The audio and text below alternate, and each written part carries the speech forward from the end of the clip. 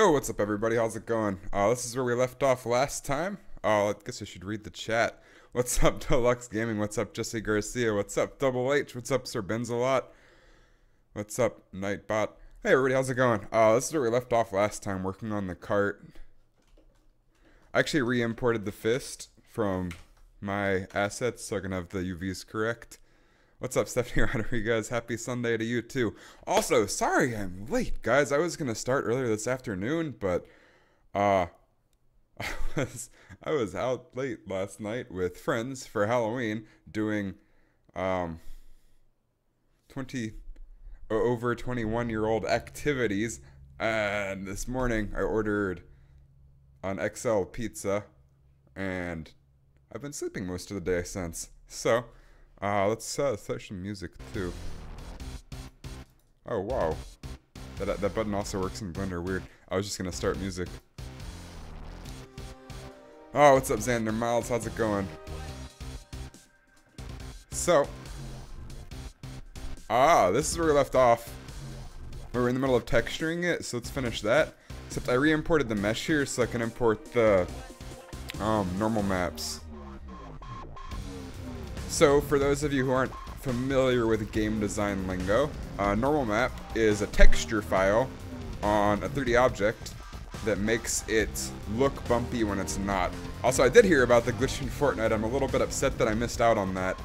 I would have been tier 100 easy. Like, I'm 5 tiers away from tier 100, so it doesn't affect me that much. But I'm gonna be a few days behind on getting it, while everybody else who was like tier 60 is now tier 100. It's been a while since you saw my stream. That's alright, Deluxe Gaming. And if anybody's here for Fortnite, I'll be back on Tuesday with Fortnite. I'm just gonna do a chill dev stream tonight, work on my game some, and then go to bed early. I'm still recovering from last night. How long will this stream be? Probably a couple hours, maybe 2 or 3 hours. I just want to get this into the engine and working. Yeah, it gave the glitch. What happened was, the reward for the Halloween challenges was 350 battle stars instead of XP. So, anybody who did those challenges got 35 tiers for free.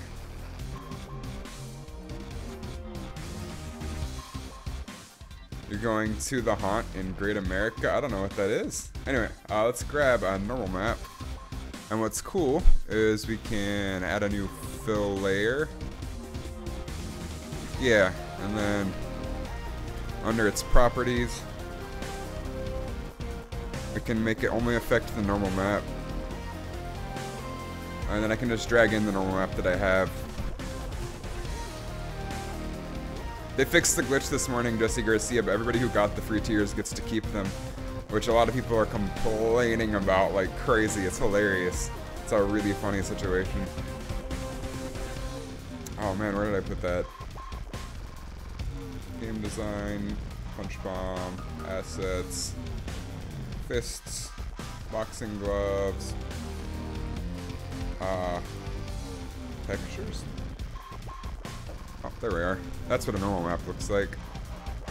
So we'll just drag it in, make it a texture, import it for this project. And that'll give us some nice glove wrinkles. Although, you'll notice the seams are weird. And there's a reason for that.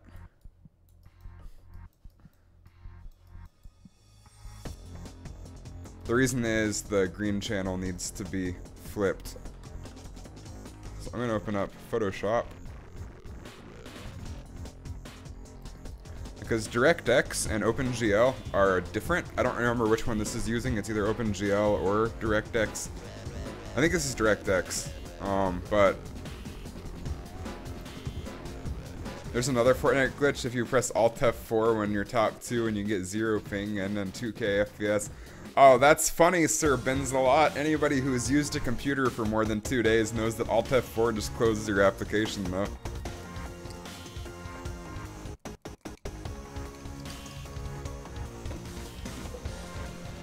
Oh, that's funny, Double H. Yeah, I'm not looking forward to re-grinding XP for Dyer when I unlock him. Anyway, we have Photoshop up. You can see all of my thumbnails that I moved. We're gonna want to bring in our normal map. We should just be able to take the green channel and invert it.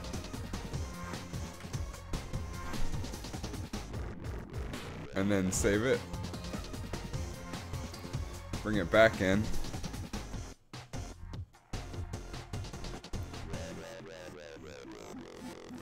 I'll call out a texture. Import it for this project. And that should... Can we reload it? I don't know if it's working. I'm making a game or learning to make one. Rafael Antunes Pereira. I have it. This is a game that's currently in early access on Steam. I'm just trying to finish it. Where do I get the music that I use in the background? I'll link you to it. It's so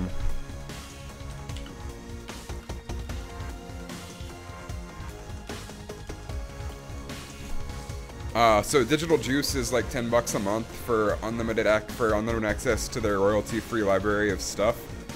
That's where I get all my music and stuff.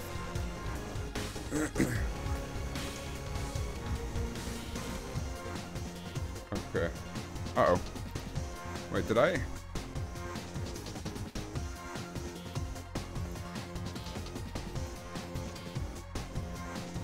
Alright, so I want to save this as... We'll just save it as norm 2, just to make sure. What's the game about? It's a VR game where you punch things, Rafael Antunes. You can look it up on Steam called Punch Bomb. Right now we're working on... Oh, this is not the right map. This is the boss map, though. What was I looking at? Gosh, what's the command? It's r dot... Nope. Yeah, it's r dot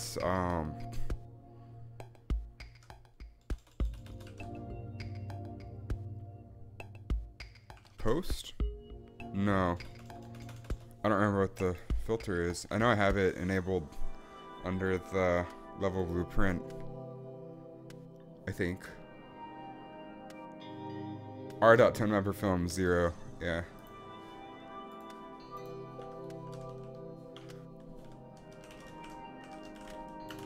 If anybody has any questions or anything while I'm doing stuff, feel free to ask.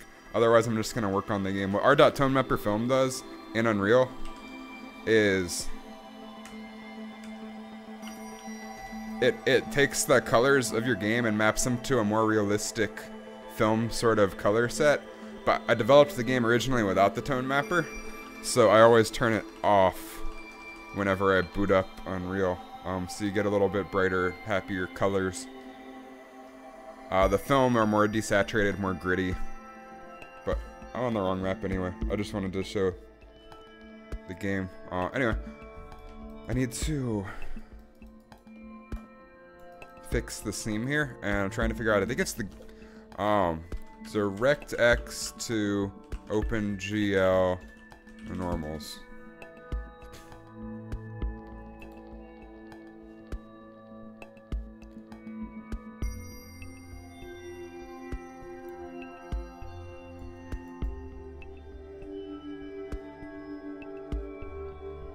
Oh, that's interesting. Refresh the stream now or close. Oh wow, I accidentally have Nick's stream playing.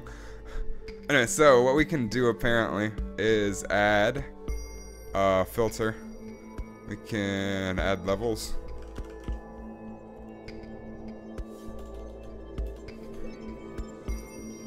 Oh no, it's not a filter.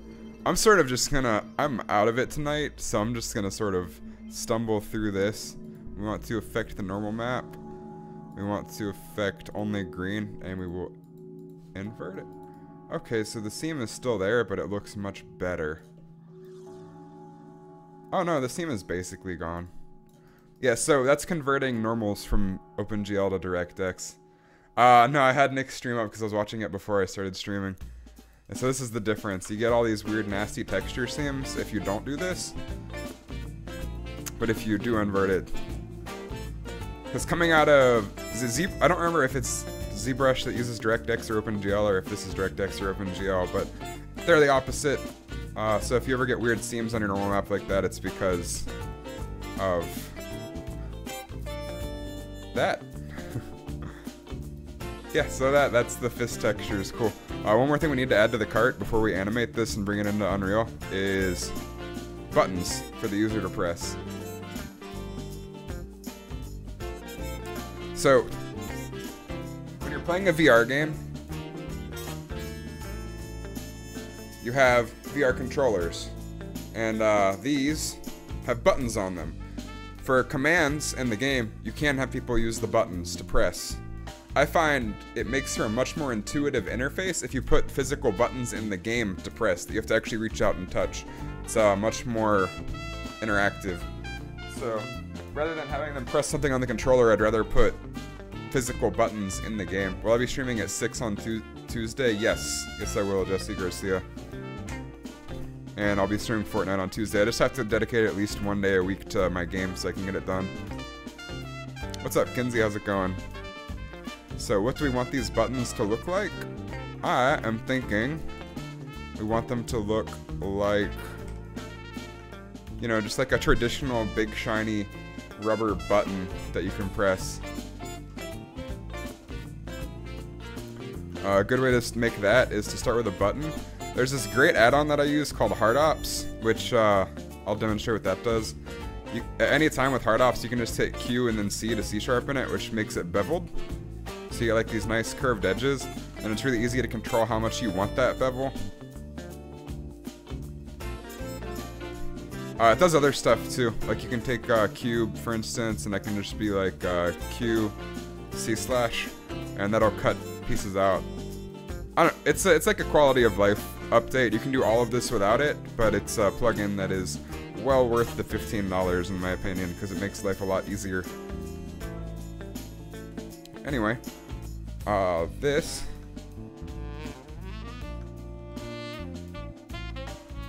is going to be the base for our button.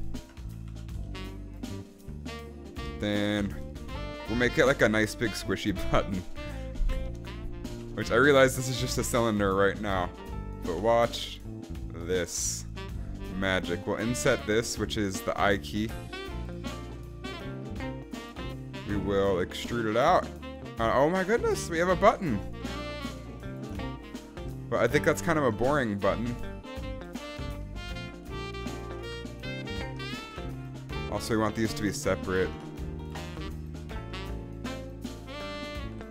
The reason we want that to be separate is so you can have this little nice curve that goes in to the button. So it actually legitimately looks like it is going in somewhere.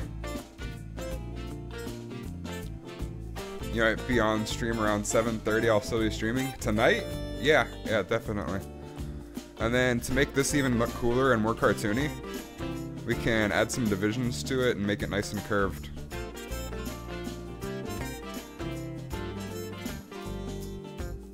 Your max battle pass, nice, Kenzie.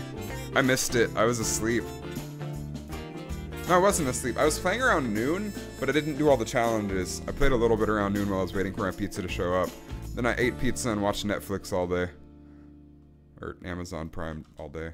Oh, on Tuesday? Yeah, I'll still be streaming around 7 on Tuesday. I usually stream from 6 p.m. to 10 p.m., Jesse.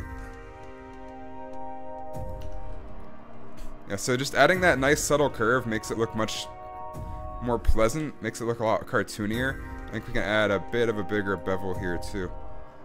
Oh, that's a pretty nice looking button. Then I have to figure out where we're going to attach this. I'm thinking, how'd I enjoy the party? I went to 2 parties and then I went out to bars with friends and it was all pretty fun. We played a game at one of the parties called Skull, which is where everybody gets 4 like circular coasters. 3 of them have a flower on it. 1 of them has a skull on it. And everybody goes around in a circle and places one of their coasters face down. Anyone you want, it can be a flower or a skull. And then it gets back to the first person, and they can either place another one, or they can make a bet as to how many coasters they can flip over before they get a skull. And I won. That was pretty fun.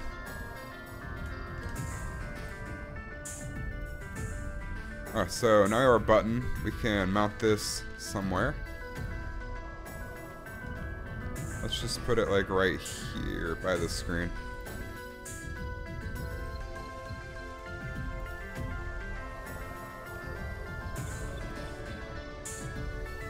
And I think what we're going to want to do is texture the buttons separately. Just in this orientation, so it's easy to scale it on its local axes when we're in the engine. So we'll keep those as their own thing.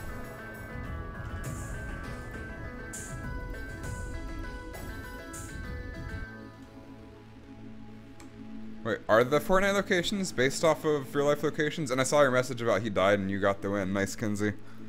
Very nice.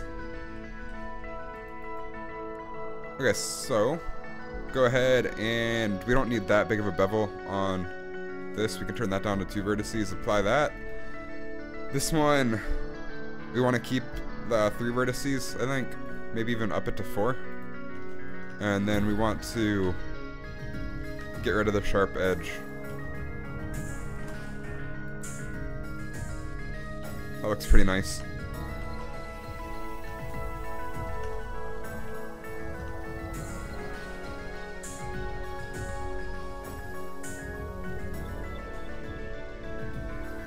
Can you play Fortnite with me if you're allowed? I don't know. I'll do another playing with subs day sometime soon. But in general, I like to play alone. Although Friday was fun. I hope they fixed that cross-platform issue they were having the other day. That was pretty annoying. So we want to... Where did I put that? Okay, I put it on the left.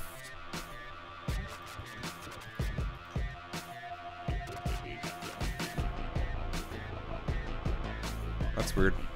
Oh, I see what happened.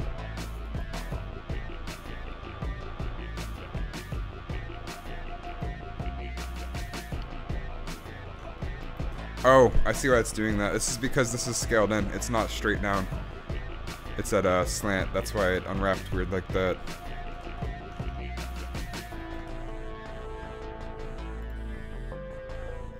What we're doing here again is just cutting the mesh up so it can be flattened out on our UVs.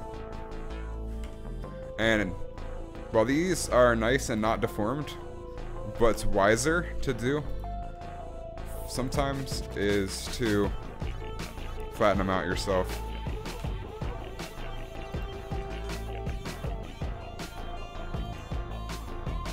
Oh, let's see what's going on here. The scythe pickaxe is pay to win. It shows you what you can hit, and if you can hit it. What do you mean by that?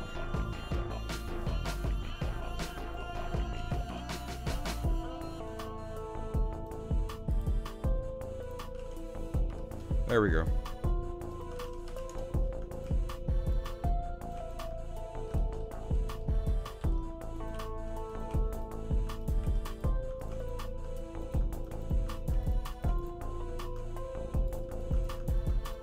So I'm just going through and straightening this out so it's not curved. It makes it easier for us to texture it in Substance Painter. The yellow cursor?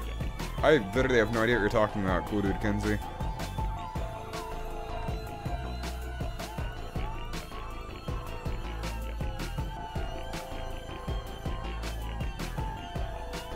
Is it really confusing to make a game? Absolutely. There are some days working on this where I would just spend hours and hours trying to figure out why something wasn't working, and it's usually like the simplest thing, like a checkbox or something.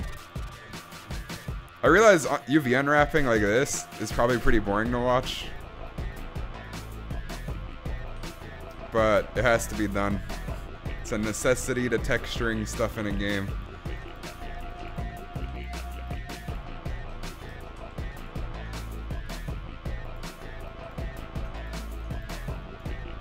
It's kind of therapeutic though, just sitting here and going through and straightening out all the vertices.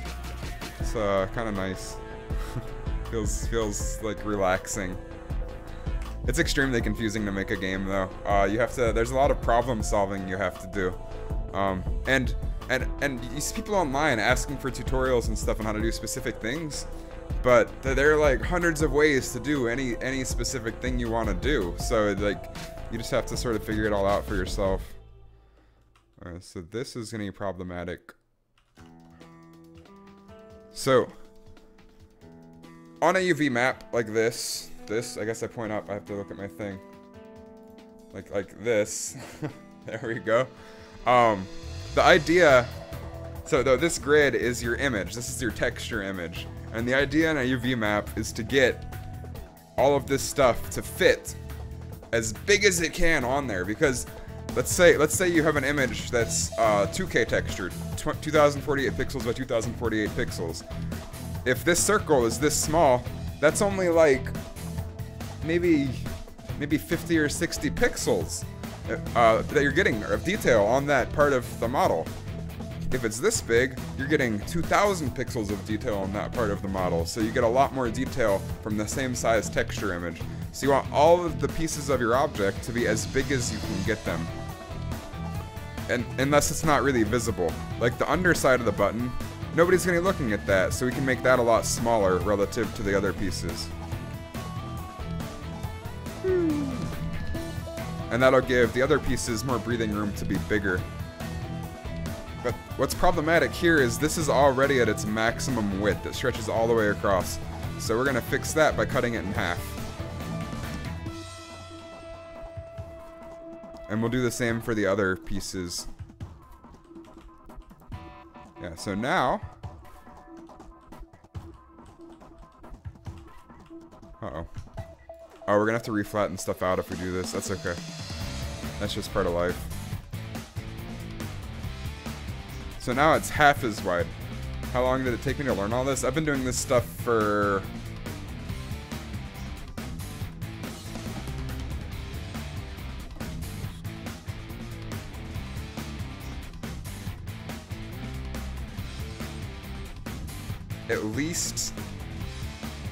at least 15 years. I've been doing CG stuff. Game design I've been doing for the past 3 years, I guess. 2.5 years. What's up, Susel, and what's up, Luke, though? How's it going? So we cut that in half so that fits better on our UV sheet. We'll also go ahead and cut this in half as well.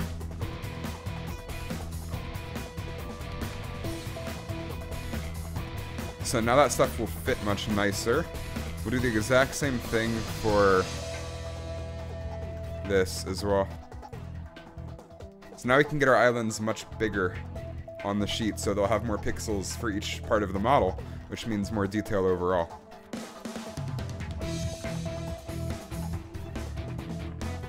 Then we just have to realign this stuff, which I'll just try to get through that as quickly as I can.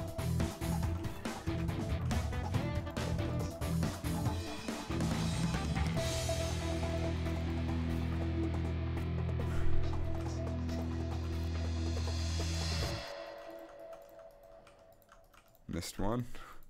To select a row of vertices, what I'm doing is I'm holding down Alt and clicking on them, and it selects the whole row rather than just one individual one. That applies all throughout Blender.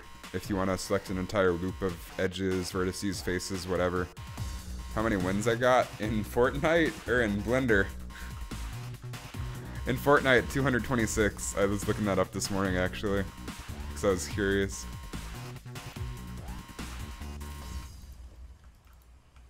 So not amazing or anything, but not terrible either.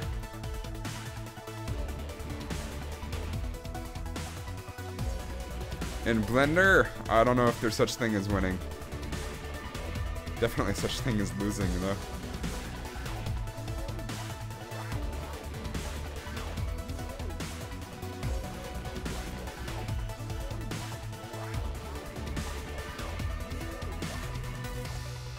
Ham1, Kinsey told me that you're terrible at the game, and he carried you. So we'll scale this guy down.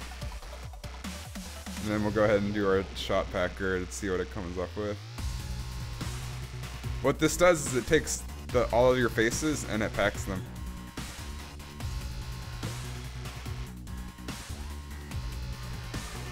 Yeah, I think Kinsey's, if you scroll up in the chat, I think Kinsey's exact words were Ham1 is doo-doo, and I'm way better, and I won, and he didn't.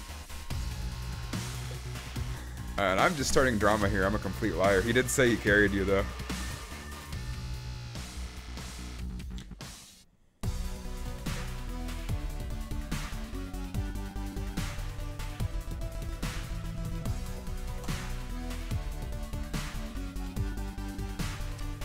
I'm just gonna awkwardly stare at the camera while this finishes. So you can see the percent on the button right here.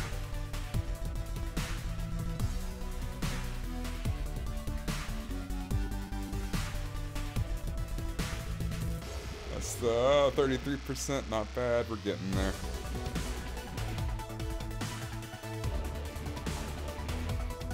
I could have packed this myself by now, this is slow today.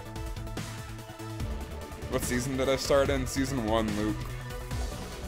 But I did a terrible job, actually. That did an actual terrible job. So we're gonna redo this ourselves. The easiest way to pack stuff is just do it. Just do it. So we'll start with the big stuff.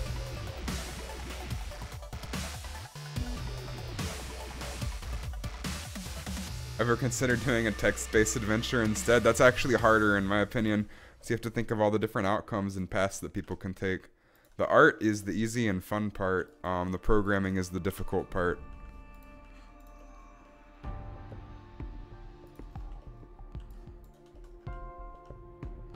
And UVs are kind of a pain to do. They're a little bit tedious. But it's fine. It's just part of doing it. You'll check out more of my streams later. All right, Luke. Look forward to having you around. Have a nice night, though. Oh, wow. Maybe we can't pack it any tighter. We can get a little bit tighter.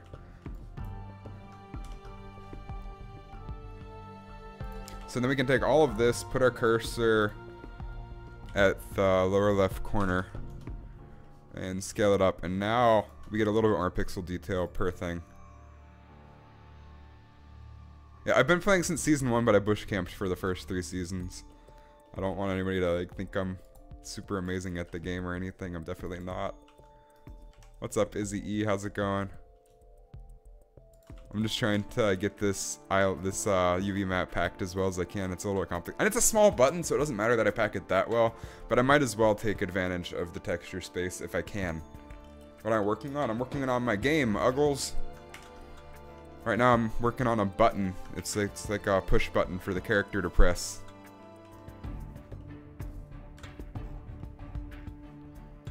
Looks like that.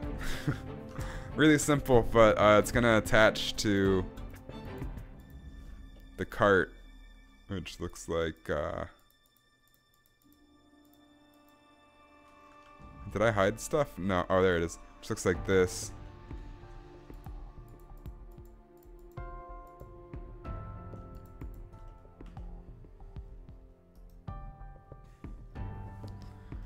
What we're doing right now is texturing the fists, and then we're going to add the buttons, and then we're going to put it all into Unreal Engine and make it work. So for the button, what I'm thinking is just maybe 2 big red rubber looking buttons, and when the user presses them, they light up and it punches. So we'll go ahead and do that. We'll go ahead and texture the buttons. You'd love to do your stuff in 3D. You've dabbled in physical sculpting and model making, but making a game is a whole different level. Yeah, definitely. I mean, I went to school for the CG stuff. Like the 3D modeling, texturing, all the art stuff, but learning how to make games. I jumped into Unreal. I guess maybe 2.5 years ago. I don't know, and just started going at it. At SIGGRAPH, SIGGRAPH is a giant nerd convention. At SIGGRAPH, the year before PSVR came out, I got to try the PSVR. They called it Project Morpheus back then. And the second I tried it, I was just blown away. It was this multiplayer experience by NASA where you were in the space station and you were like passing stuff back and forth between people, but it was completely in VR, and I was just totally sold on it 100%. So I was like, VR, I want to do this. So when the Vive came out, I pre-ordered that, got one of the second batch of units, I think, and I just sort of went at it. I just started making a VR game because I wanted to. Suppose you need the idea that people want to play. Yeah, I still need to figure that whole aspect and angle out. Also, marketing helps. You can make the worst product in the world, and if you have good marketing, people will buy it. Although, people seem to like my game so far. It's got 100% review, positive feedback on Steam. It's only like 30 reviews, and I have definitely not made a profit on this game, but it's also in early access, so it's whatever. What's up, Sophie GP? How's it going? Alright, so we have our fists. Let's go ahead and export our buttons and texture those. So we will.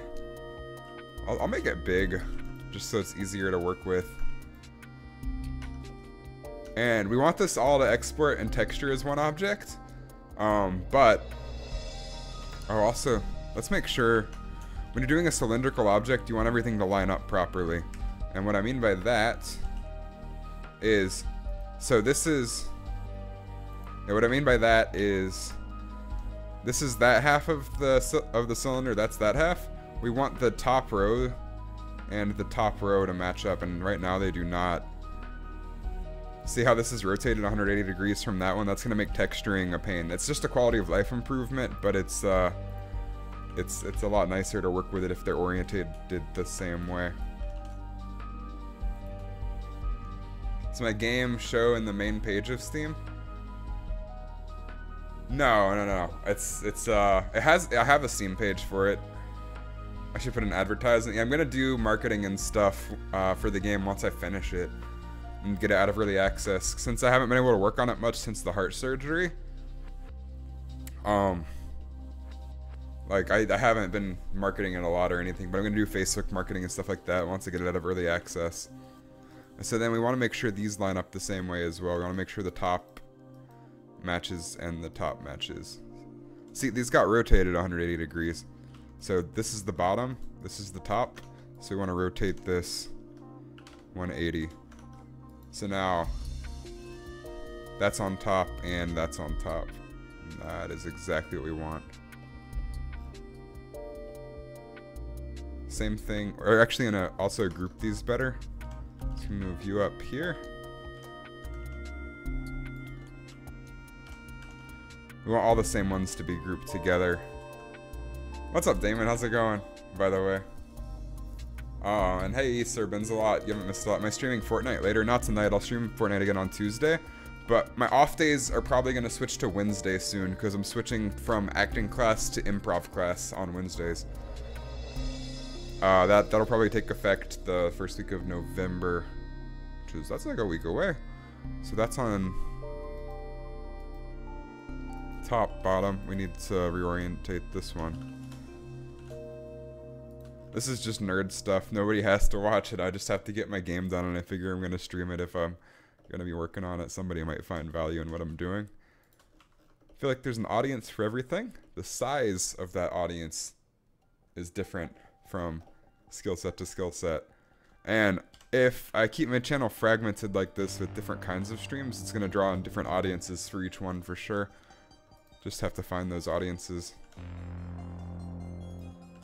After I finish Punch Bomb, though, I'm going to take a break from game development and then hop back in on maybe do some game jams or something.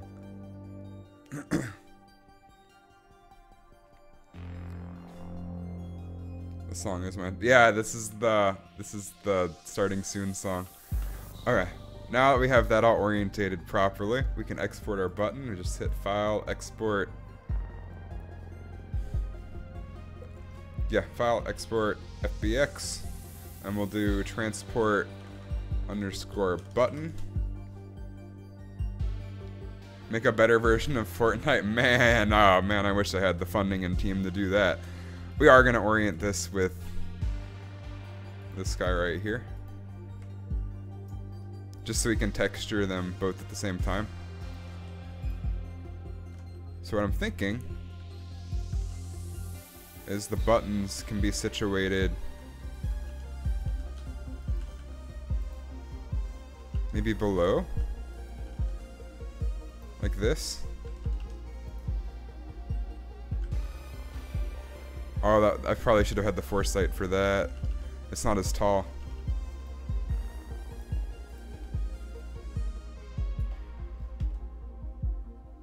I don't like that at all. How much is the game? It's like $7, Damon. You can be my team. Yeah, Fortnite they have a huge budget, because not only do they make income from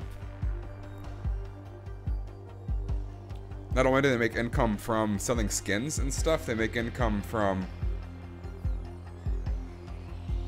they also make income from Unreal Engine. Any developer that uses the Unreal Engine owes them 5% of whatever they make, as long as they make more than $3,000 in a quarter.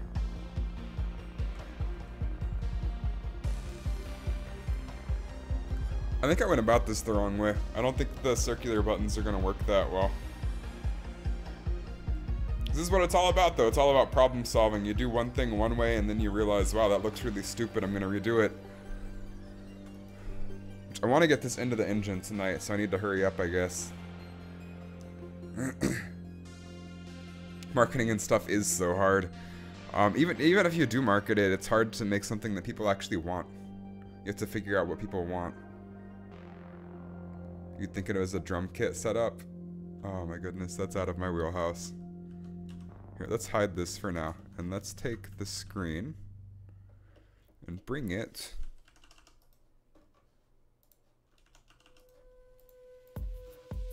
Oh, that guy's centered over there. And let's bring it out some. So this is the heads-up display that has all of your health and stuff on it.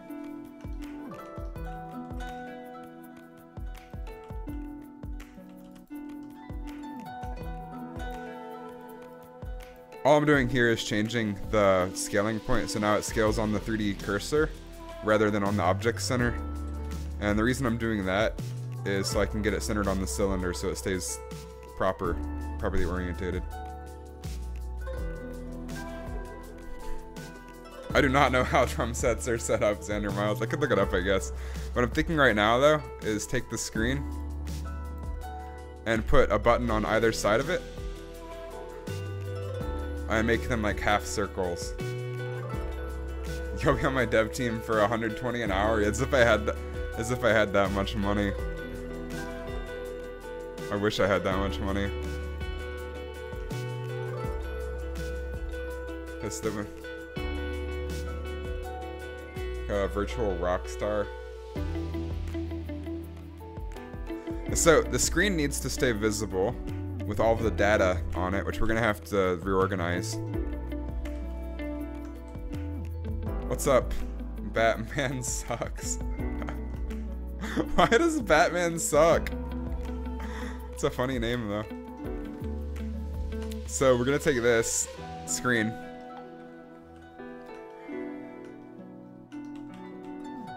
This isn't even unwrapped yet. Anyway, and we're going to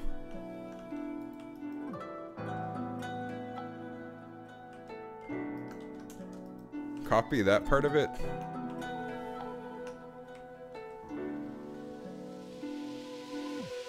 Oh, what was your other account? Are you Zamibo? I totally forgot about that.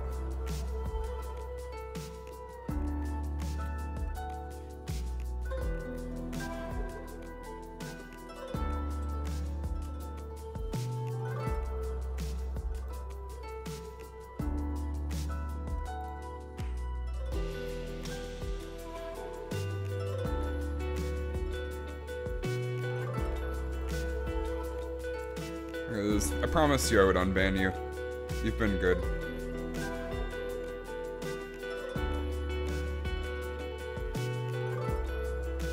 There are a lot of banned people, so it takes me a second to go through and find them.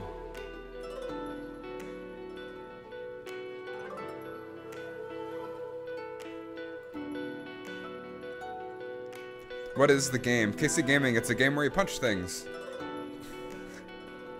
That's about all I can say. Okay, there. Zamivo is unbanned. In the future, it's gonna get harder to unban people. The list is already really long, and it's hard to... I'll just show you what it looks like. It's a little bit difficult to... like how it's organized, it's a little bit difficult to even tell what's going on. Yeah, I'm making the game completely by myself, Damon. So, what we're gonna want to do here is rotate this. Now that I know it's the right length, we want to rotate it so that it's flat. Then we're going to put cursors there to the selected, because whenever you add an object, it adds it on the cursor. Then we're going to add a circle. It's way too big, obviously, but we can just scale it down until the vertices align. We could probably snap it to vertex, but that gets a little bit finicky when you're doing it with scale. Like so. Extrude that down. You can, if you want like a detail of what the game is, you can check out the Steam page. Just Google Punch Bomb. It's I can just I'll just link it in the chat here, because there's a trailer that explains it better than I could explain it.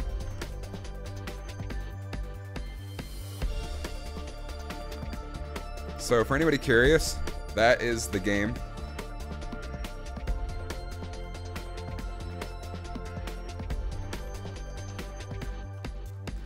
So when you're the keys that you're seeing me hit, I was just making sure the normals were all facing the right way, which you can tell because I have backface culling on. There is no delay here. I don't think so, Damon. I'm not entirely sure.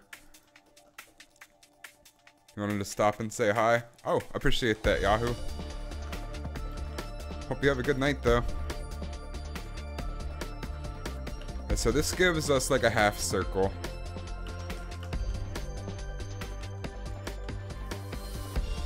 For our button.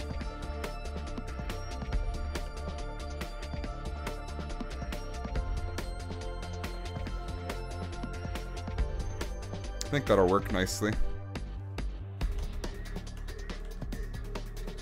So we can clear that, do that. Oh, so you'll notice if I turn off backface culling, it looks like a normal object. You can't tell what's going on, why it's beveling weirdly. But if you look at the normals, normals is the direction the face is facing. So let me find how to turn that on. Just as a demonstration, a lot of people would get confused on stuff like that.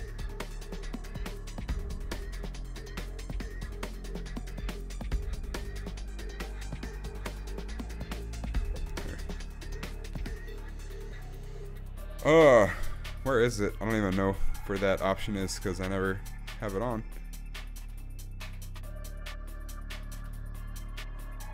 I know it's in this panel somewhere.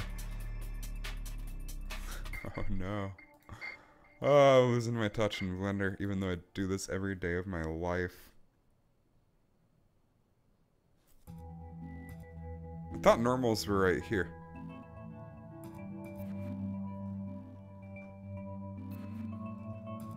That's weird. Maybe they moved it. I haven't displayed normals in a while.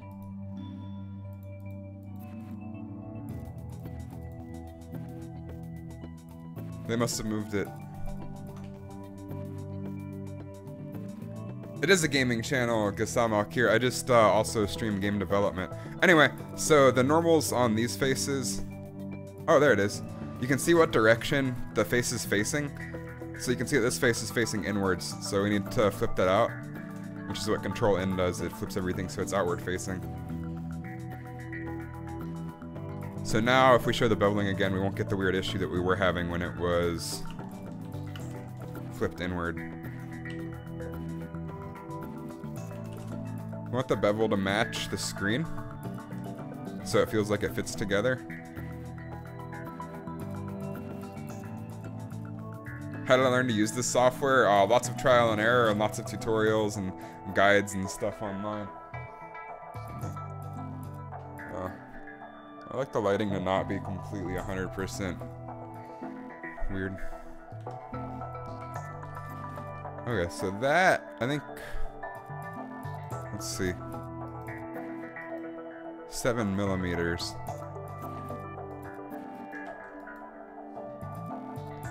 We can copy the bevel over, so it'll match 100%. But I think it's still considered a gaming channel if it's game development.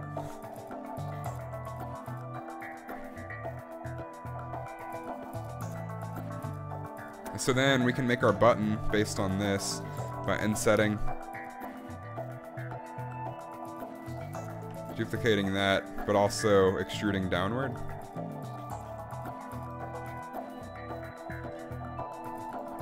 Don't need those faces anymore.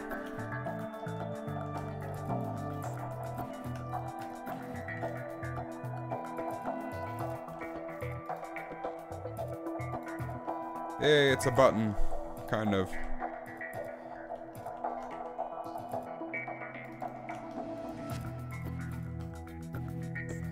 Can turn on smooth.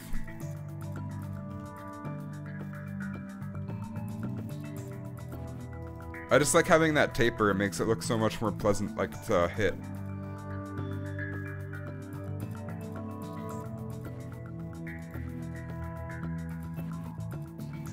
Yeah, that's what I did, Gassam, Akir. I was just explaining what normals were, because not everybody around here knows what normals even are, since they're mostly here for the Fortnite content.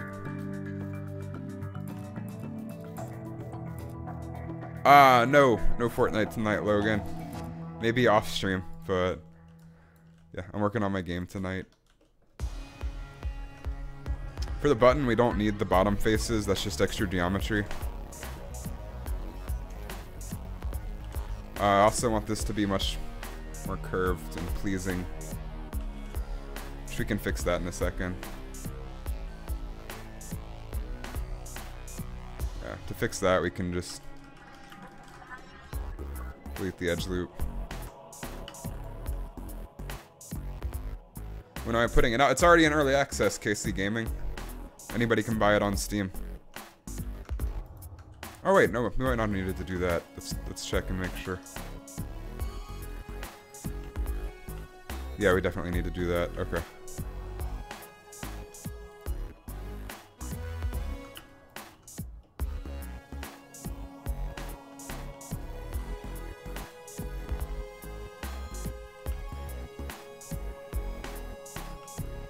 Oh, that's really annoying. That's a per object thing, having normals on.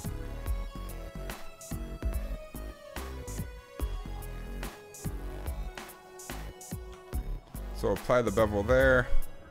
We will apply the bevel there.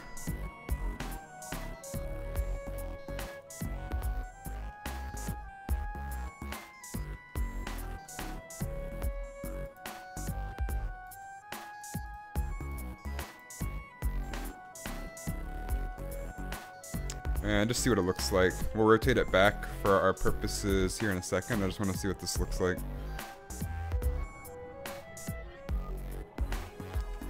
We just need something that works for now. We can always change the interface later.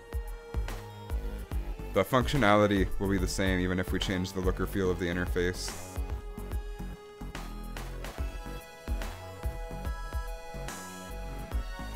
But I feel like that looks like a button enough.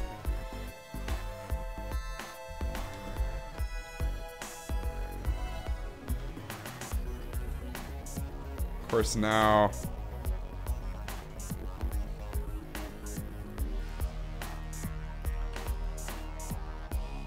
has nothing to do with this. If you're doing a Fiverr gig and you wanted to tell someone you finally finished your community manager course and you're changing your whole life around, that's awesome, Sophie GP. Is my Halloween suit finished? I hope so. I was at a Halloween party wearing it yesterday. So my face looks dark tonight. I'm gonna up this to like maybe 4.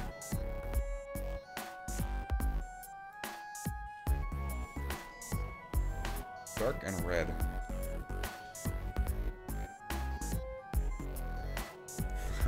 I'm glad to hear it, Sophie GP.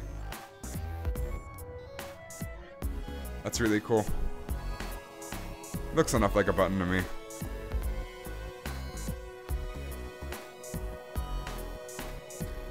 And we can just scale this on the negative axis. Oh, let me see if I can find a good picture. My friend took some pictures last night, but they might be bad. Oh god, these pictures are terrible. Oh no. Google Photos is neat. It automatically... Oh, it's not letting me go back.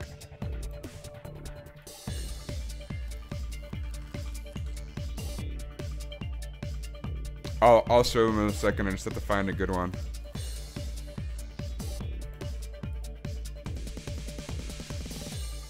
Nope, nope.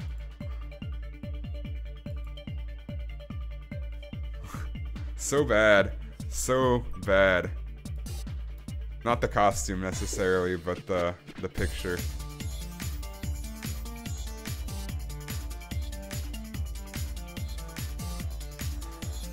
Am I streaming Fortnite? Not tonight, Lambo King. I will on Tuesday.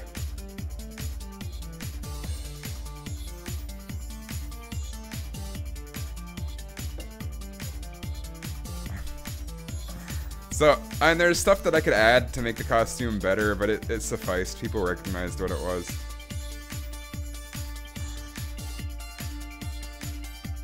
Oh gosh. No sir. Wow. Bad pictures. I have a good one, Xander. Thanks for stopping by. I'm streaming working on my game tonight, Lambo King. If you're interested in game development, though... Yeah, I don't have any dog tags, Damon. I didn't know where to get dog tags either. So now unwrap this. I need to actually focus on the game here if we're gonna get this in engine tonight.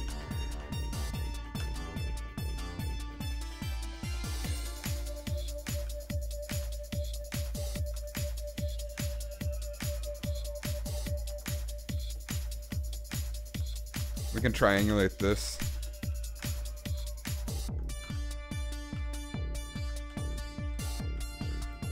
So we'll do the exact same thing we did on the previous button.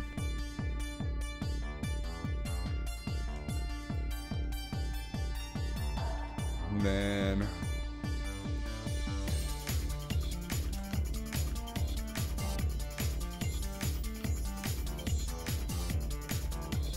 That's a little bit weird.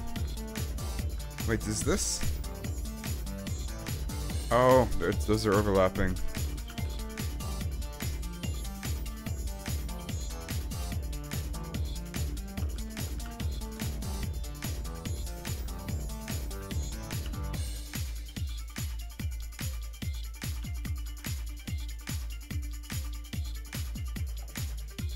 How is everyone?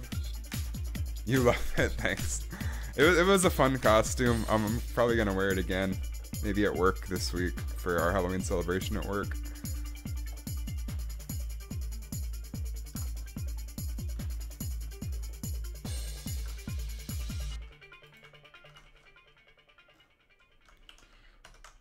Oh, then we want to also unwrap this. I'm gonna put these on their own layer. Just so every time I hide or unhide things, it doesn't unhide everything.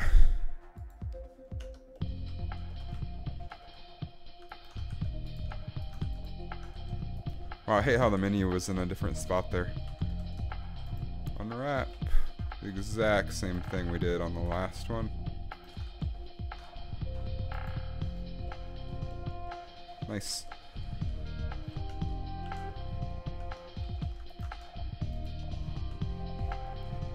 And we can cut this in the same spot.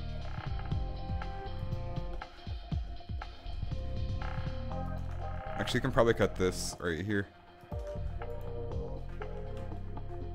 Yo, what's up, Paul? How's it going? Have you ever gotten slapped by a cream pie? Can't say I have. That's an odd question.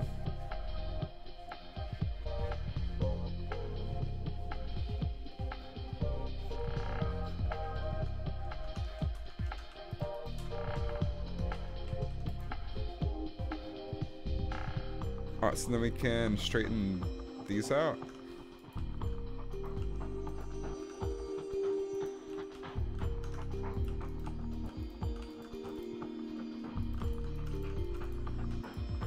This just makes texturing easier. If I draw straight lines or want to do texturing in a straight line across the object, if it's curved, it's a lot harder to do that in Substance Painter. Doing well, Paul. Just having like a chill development stream tonight, cause it's Sunday.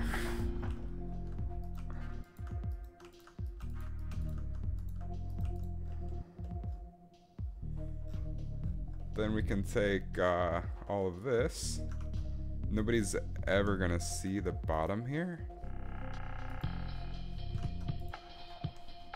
So you can probably scale that down.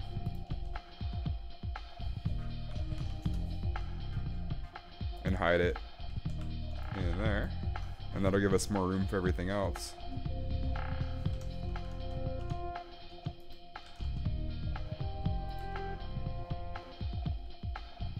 You trying to get Max Dyer? Who isn't? Oh wait, all the people who don't have them unlocked yet because they didn't get to take advantage of that bug. Yes, I'm salty. I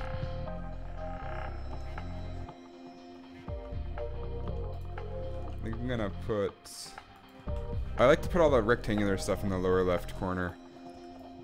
I'm just gonna try to pack these to the best of my ability.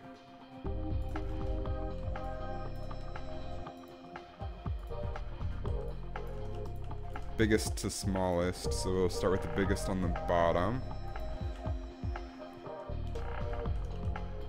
Then the next biggest. And the next biggest. This is just because I'm OCD.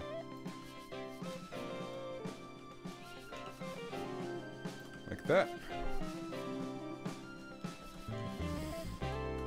We can rotate this around like that to sort of fit it there. This is the most awkward UV sheet ever.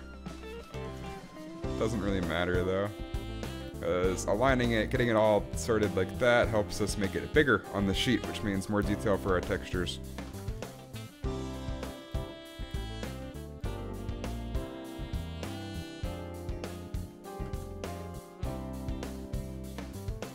I'd say for a small button, that's a pretty good texture sheet.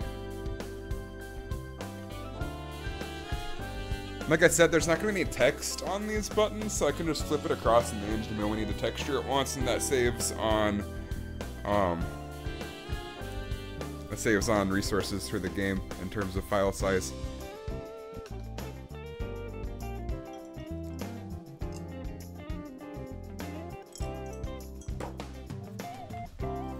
Wow, it's been an hour and all I've gotten done is a button model that I might not even use.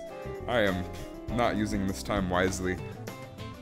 In the future, I'm going to be planning out what I'm working on specifically. I just sort of hopped back in this weekend though, because I've been busy getting all the Halloween stuff together. Okay, so now that that's all sorted out, we can do a nice...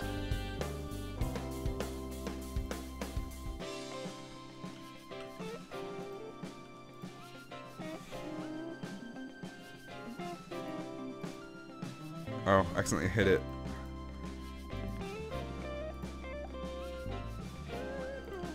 Put these together and texture them together.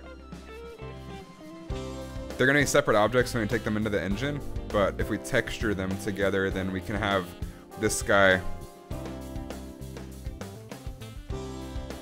We can have them, the textures interact with each other, like have rust on the button from the thing. Do I have an ArtStation profile? I do not, Gassim. I do not. I think the art in the game looks alright though. Like this is the boss map that I did for this mode. And if we go to our maps,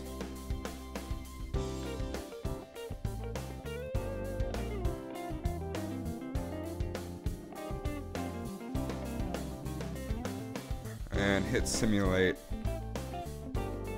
I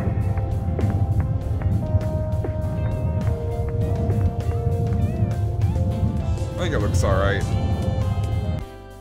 Although,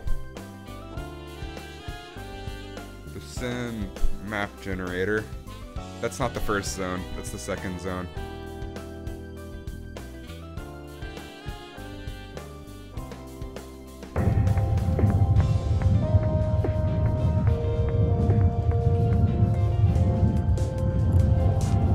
looks halfway decent. You're watching TikTok vids? What's that?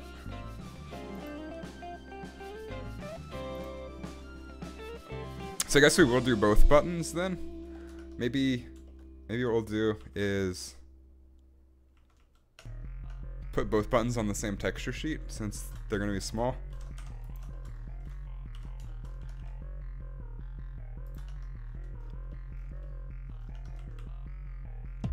Yeah, we'll put both buttons on the same texture sheet.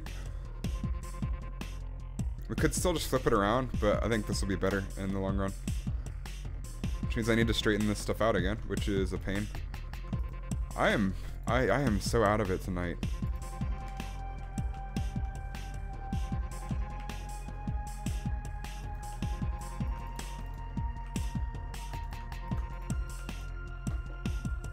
Oh, thanks, appreciate that, Guessum. It's been a long time coming. The original art for this mode looked pretty bad, and people called me out on it. They were like, wow, that's pretty boring. So I stepped it up a little bit.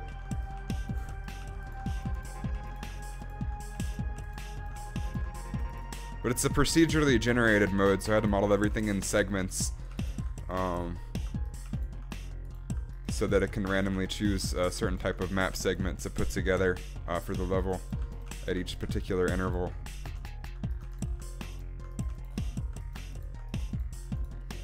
I've also gotten a lot better over the course of making the game. Like, the art in this mode looks a lot better than the art in the older modes.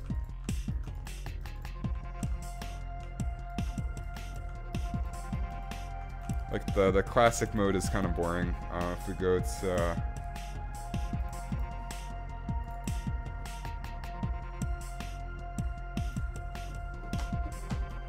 it just looks like this. Which I guess is... it's alright looking. There's a lot I could do with it to make it less repetitive, though. And the other one is...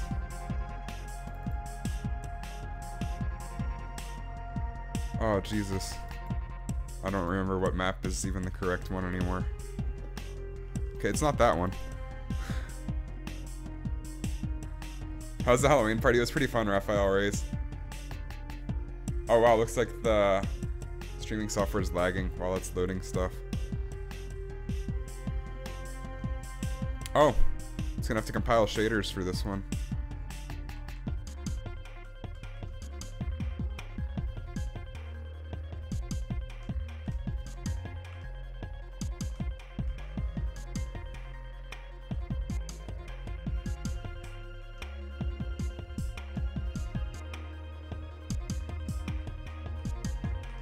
Yeah.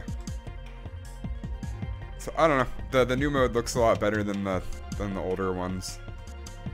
Did I post any pictures of the costume on Instagram? Not yet. I will.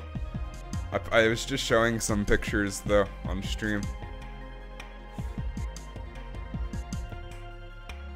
Oh my gosh, so embarrassing.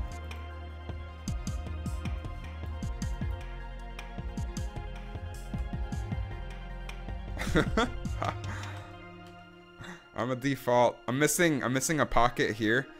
A strap there.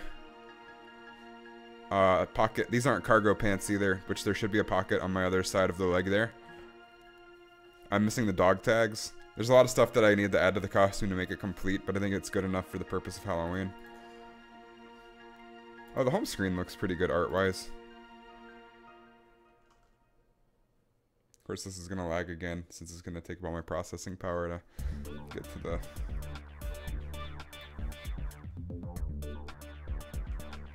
yeah, I like how the home screen looks. If we hit the simulate button, all the fists come up.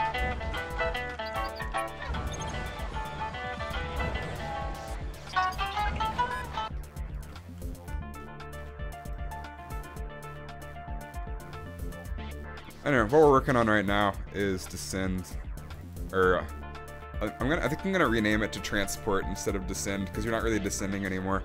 How many mats did I collect? That's pretty much all I did all night. I never had a gun, Raphael Reyes.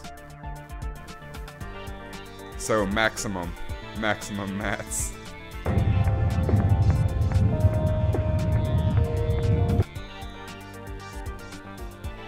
Anyway, let's get back to finishing this up so I can texture this button and screen.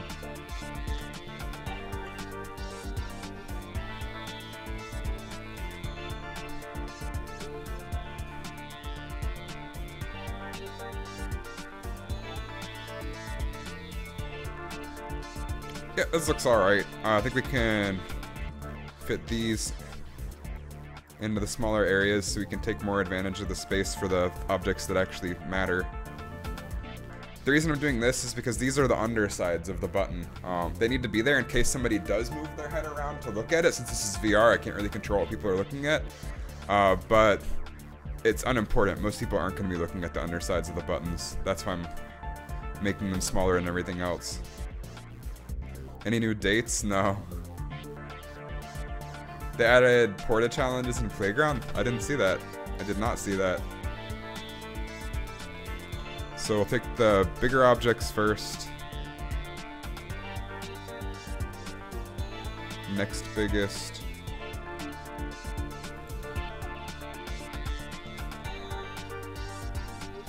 Next biggest.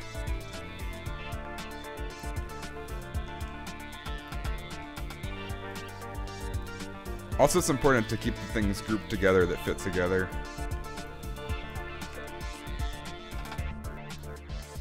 What are these?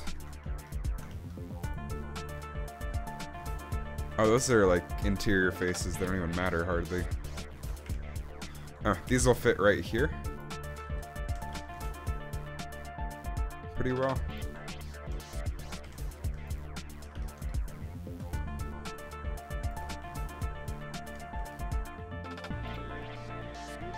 Yeah, that's wider.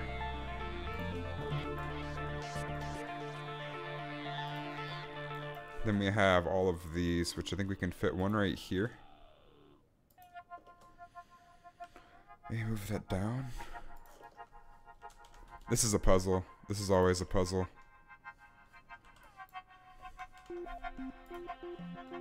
To fit things the best way you can, so you can maximize your texture resolution. Or get the maximum out of your texture resolution.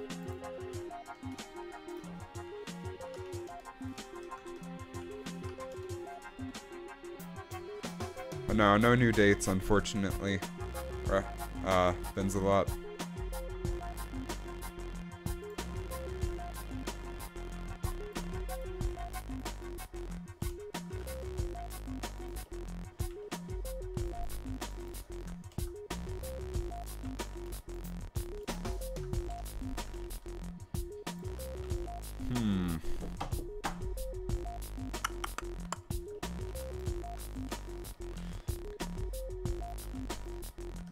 These don't even have to be exclusively rotated the same way. I feel like we're gonna have to put something here. Even so, these are small buttons. They're not gonna be super important to have maximized on texture resolution. I'm a stickler for having good UVs, or efficient UVs. This will get a little bit bigger. I'm not going to worry about it too much because they're buttons. They're not going to have text or anything, and they're not the most important things.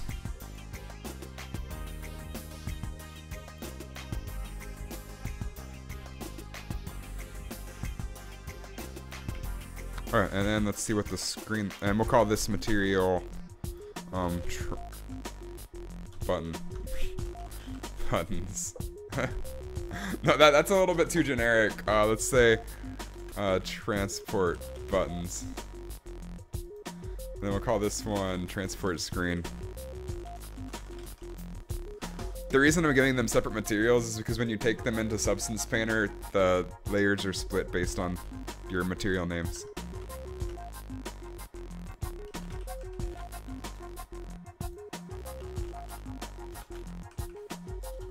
And then we'll unwrap these as well.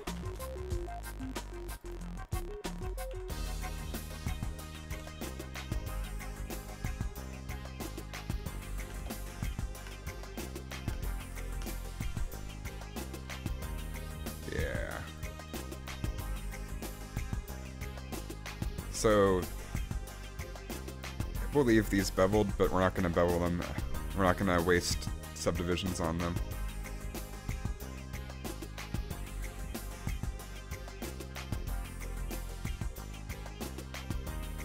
Looks fine to me. A little bit of a weird shading glitch here where that's separated. But I'm not too worried about it. Nobody's gonna be looking back there. You got hacked today? Email Epic. Email Epic and you can get your account back because they can't change the email associated with the account through their account settings. So Epic still has that data. So if you contact Epic support, you can get your account back. My brother's account was hacked. And he had the gingerbread skin and stuff. He had some really good OG skins on it. And he contacted Epic and they got it all sorted out like that. Just a couple days worth of contacting Epic and he got his account back. Because it was still associated with his email account since you can't change that. Anyway, we'll apply that. We'll apply that. Go ahead and save this as 004.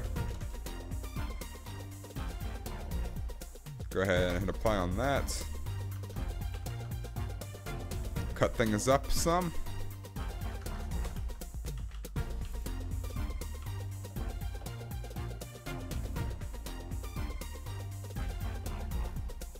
Did I cut there? I did. Did I cut there? I did. Oh, I see what I have to do. We'll cut this on the two corners.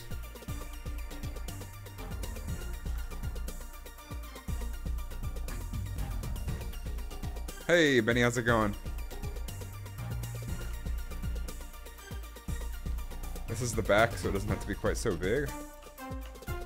Unwrap these as well.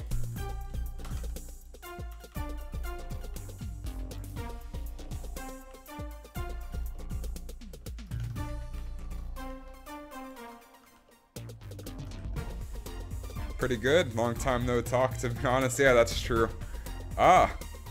Not terrible on this end. But glad to hear things are going well for you. Do anything cool for Halloween? Shoot.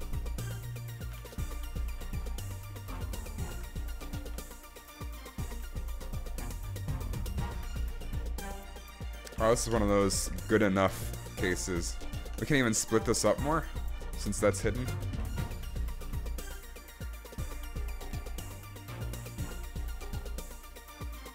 Looks fine to me. We can triangulate these. Halloween isn't big in Germany. What? There's no like trick-or-treating or anything? With the kids?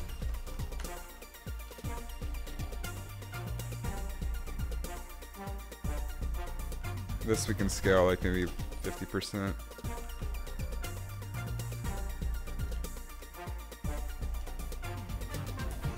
Let's cut this in half, since nobody's gonna see it.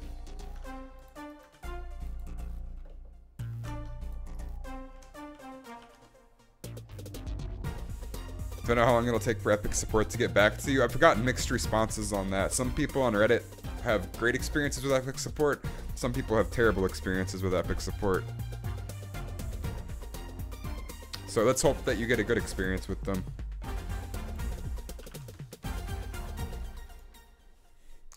Go ahead and hit the auto pack button, and I'm just going to stare at the camera here for a second.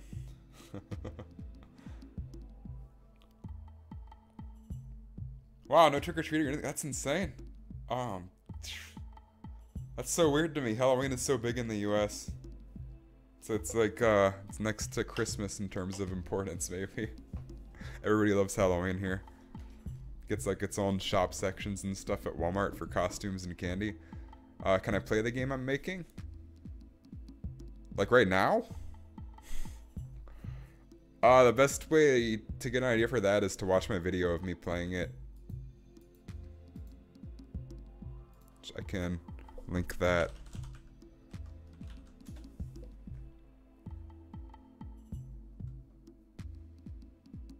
Oh, TwitchCon Grand Finals are happening right now. Let's see, Creator Studio.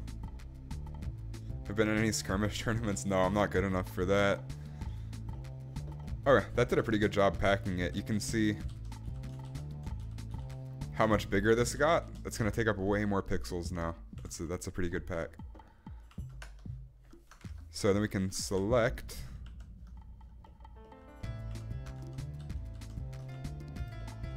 UU. And we can say file. Let's go ahead and put these in the center.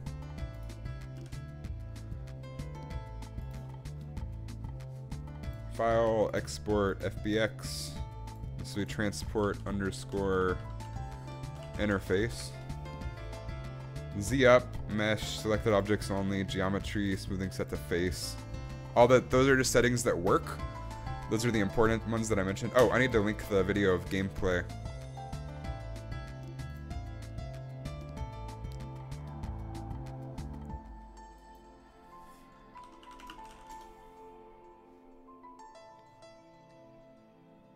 The game mode, I don't have any recorded video of, but I need to work on the game instead of playing it right now.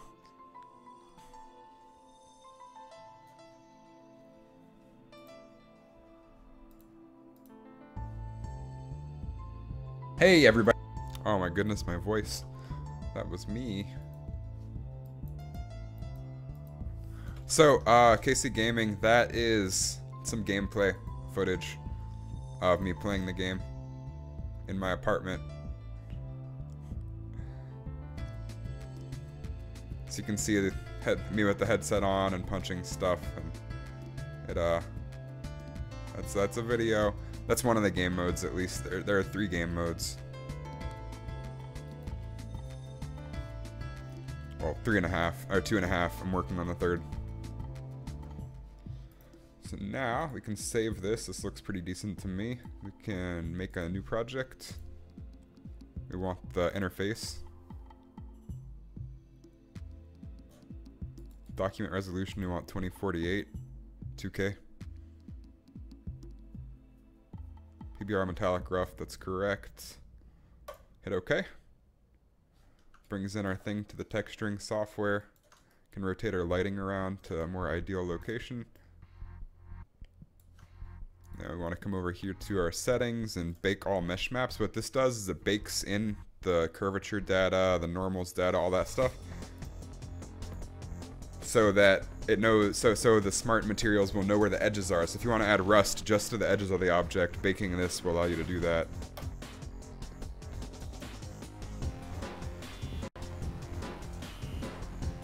So it'll do like our world space normals, so it knows up and down. It'll do ambient occlusion map, curvature, position, thickness, all that stuff. Instantly already looks a little bit better because it has ambient occlusion on it. So anyway, what the baking allows you to do, I'll show you a concrete example of that. Uh-oh. Oh no. If you want to add like rust to it, and we only want to add that to the edges, we can come over to our smart masks and say we want it only on the edges. Cool, now it's rusty on just the edges. Neat.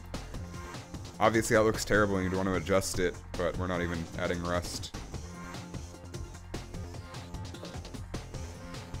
So we can, one of my favorite ones to use for this game project, I've used it way too much, but just for consistency's sake. Oh wait, no, this is getting white plastic, so you want to match the cart. Yeah, okay. So we'll start out with a machinery texture, which looks pretty nice. Obviously we don't want that color in the dirt. We want to be kind of clean. Maybe we can have dirt but tone it down. So you can just turn the level of the dirt down. You can turn the rust way down. Just a little bit of dirt there. And then we don't want this to be white, we want it to be like an off-white, like a gray.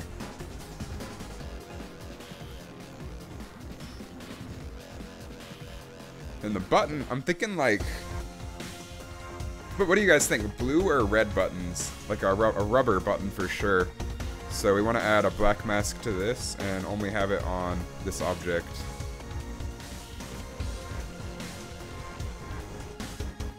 Then we can add another group. And this will only be applied to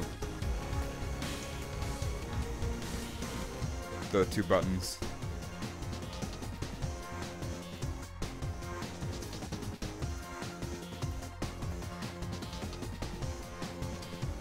I'm thinking red. Let's try red. We can always change the color later. So I don't know, fill. And the base color will be like red, which looks kind of nice. And then these are too shiny for buttons, so we're gonna up the roughness to make them like nice rubber looking buttons.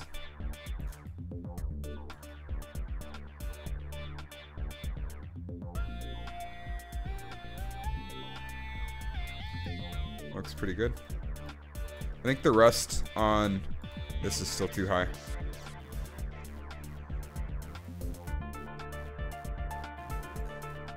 Just a tiny amount will look good enough. And we can probably desaturate and make this a little bit darker. You have no idea what's happening? I'm texturing a thing. I'm adding materials to an object. It's a painting tool for 3D objects.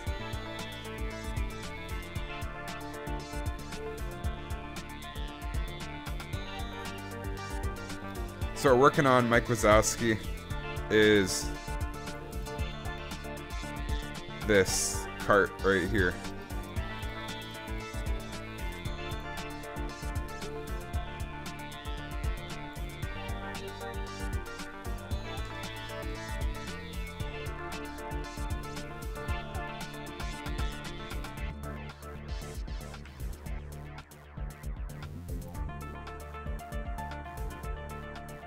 Looks decent to me. So then we also want to add a lit up state for the buttons, so when you press it I want them to light up. And how we're going to do that is adding another fill layer that's only going to affect the emissive channel. Emissive means it emits light, it's bright. It's like the glowing portions of the glow skins on Fortnite. How was the Halloween party? It was pretty fun, Kari Gibson. So we want to add a channel for emissiveness to the texture set.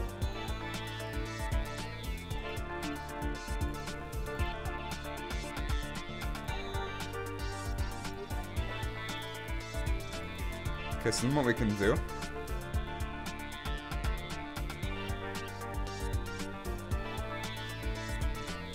weird is paint. Or we can even just select faces, I think. We just do face select. No, that might not be. That's gonna be too much. We'll just paint. Because the center is gonna get more light than the edges, because of how a button works. So then we can take this and do a filter, blur the heck out of it.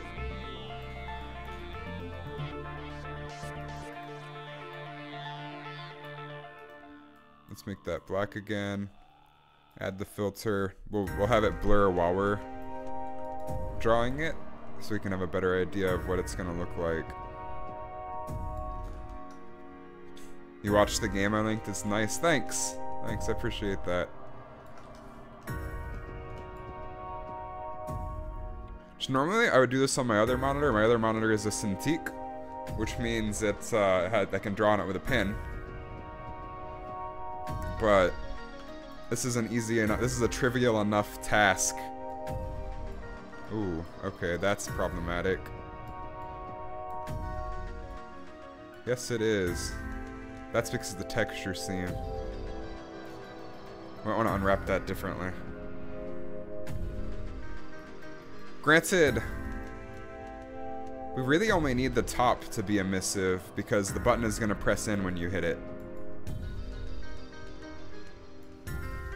So we'll duplicate that a couple times to make that nice and bright.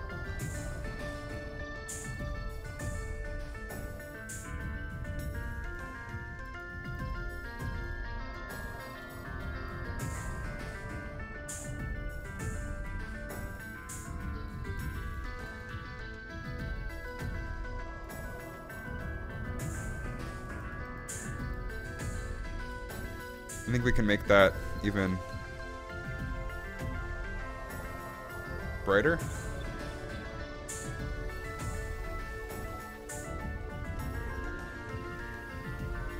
So when you press it in, it'll light up some, just a little bit. It'll just be like a nice little touch there. In terms of the screen, we want that to be blue, I think. So we'll hop over to our screen now. Actually, we're gonna copy something from here. So we'll copy the machinery. And come over to the screen and paste it, if it'll let me. It did. Cool. Cool, cool, cool, cool, cool.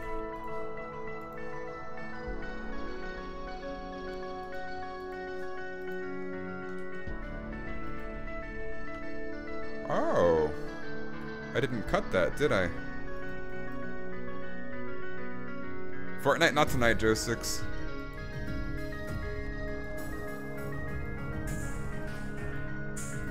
Huh. Interesting.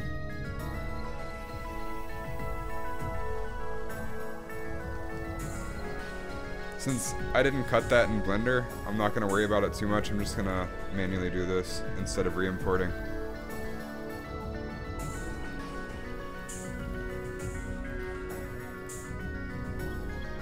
And this is going to be a matte screen. Can I show you the game? Oh, I linked a video of it earlier.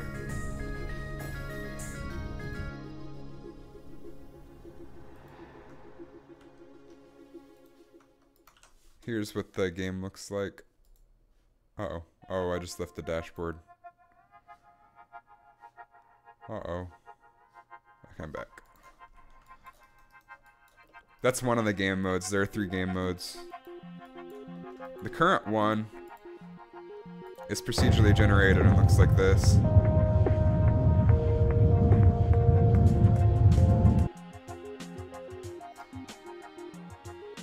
Oh man, the messages are catching up. They're all reloading in. That's weird.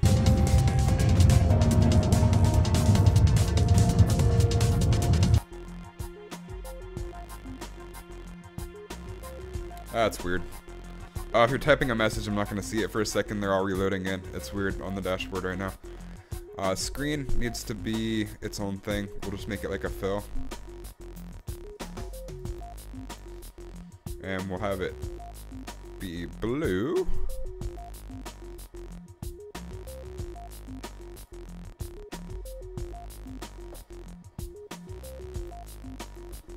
And only affect this area.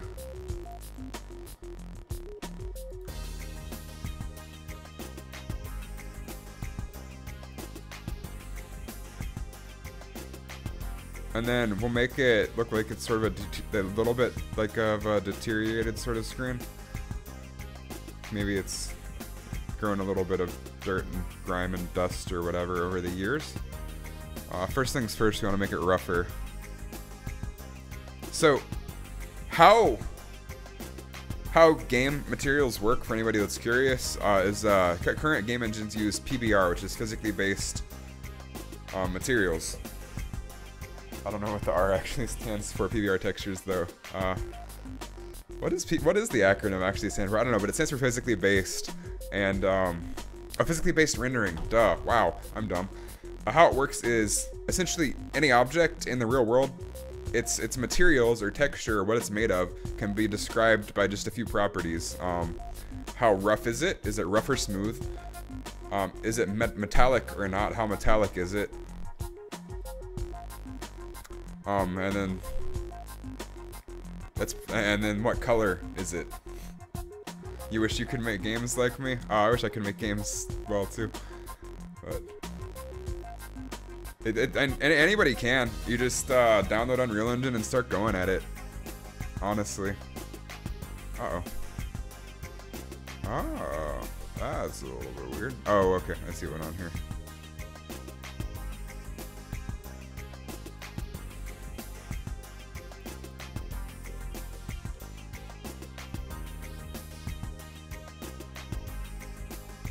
So then this, I think we can make like a black rubber. We can just keep it super simple. Yeah, I'm thinking the buttons might look better red. And blue. Wow.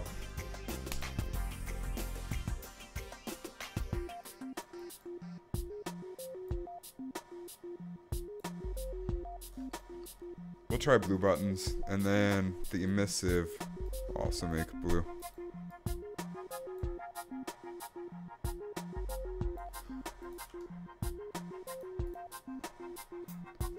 You would make a sports game like football or basketball? You can though. Just download Unreal Engine and start messing with it. It's free, unrealengine.com. Anybody can mess with it. Lots of great tutorials and educational resources out there for it.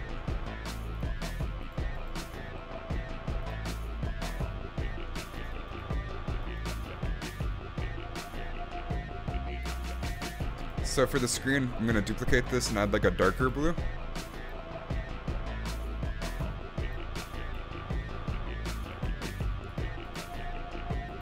And then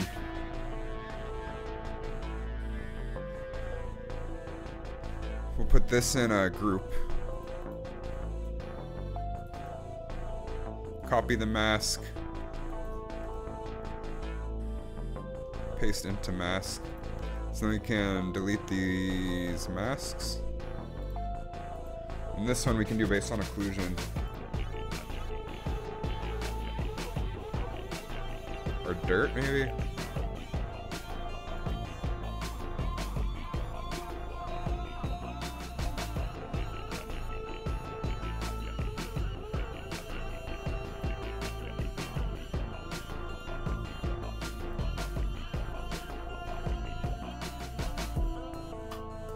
It just gives it a nicer sort of look, I think. So without it, it looks like that. It's kind of flat and boring. With it, we get like that nice rim around.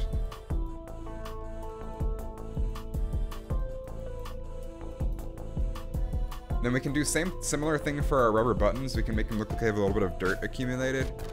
That's really easy to do. We can take our regular one, duplicate it, have this one only affect roughness. So up the roughness a little bit more. And then we can come down to our procedurals, or grunges.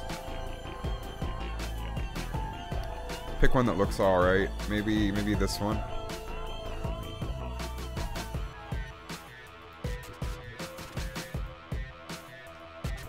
And that'll just give like the buttons a little bit of extra detail in the roughness channel.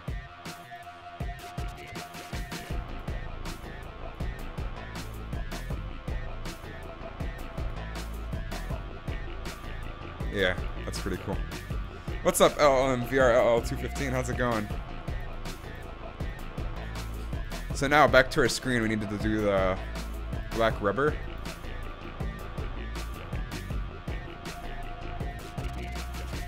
And for that, I'm just going to do a fill layer.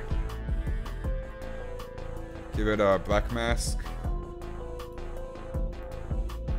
How masking works, for anybody curious, is if you, and anything on a mask that is black is going to be invisible.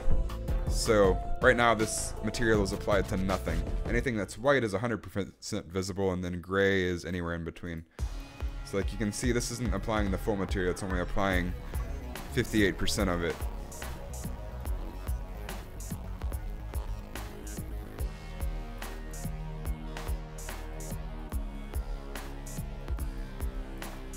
That looks pretty good to me. Obviously, you want to mess with the settings of it a little bit. Maybe we don't do a rubber. Maybe we do something else. We can do the steel gun. That's a pretty good material. Looks nice.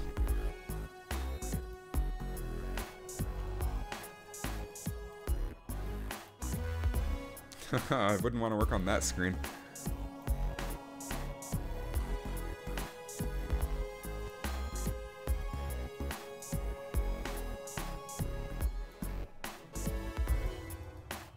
Cool. That's good enough for me. I'm going to save this as transport underscore interface.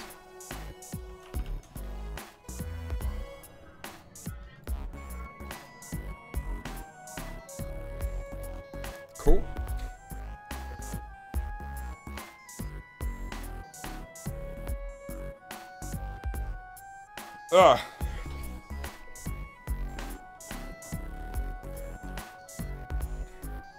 Now let's animate the fist really fast, just so we have something to work with. We can replace the animation later, and then let's take it into the engine and get it all working together. So we already have a little bit of an animation of the fist, but I replaced the fist, so we need to reparent this.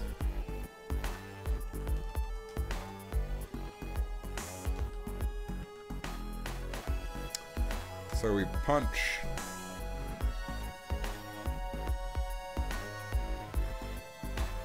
But I want to re-rig this, because this is a little bit too hard to work with.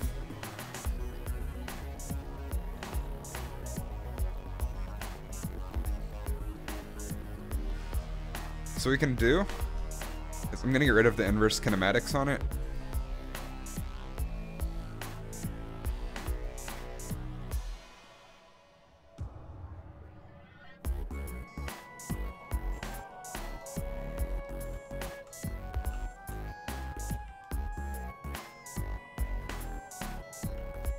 And then we'll parent this to bone 15.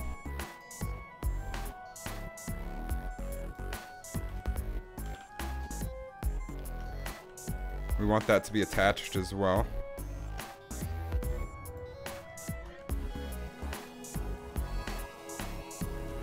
We're just going to animate this the old-fashioned way.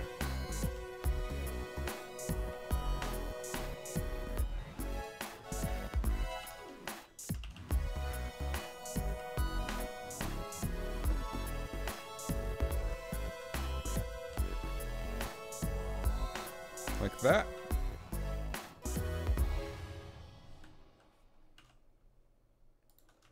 Cool. Insert location, rotation, scale. Then these are going to scale out.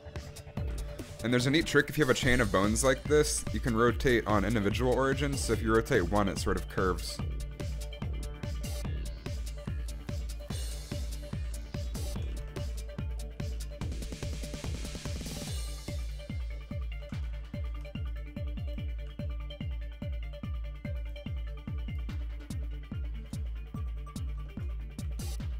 And this will give us some pretty good control, I think.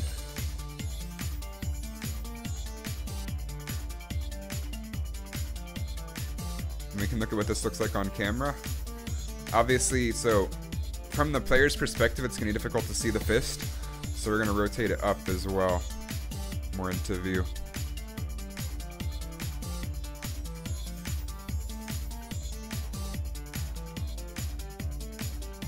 Uh-oh. Oh no. I just added that frame on the same frame that we were working on. My bad. So we're gonna take these and scale them back in for the first frame again.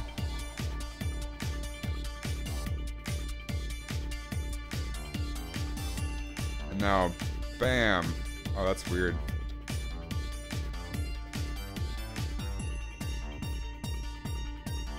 Okay, why is that happening?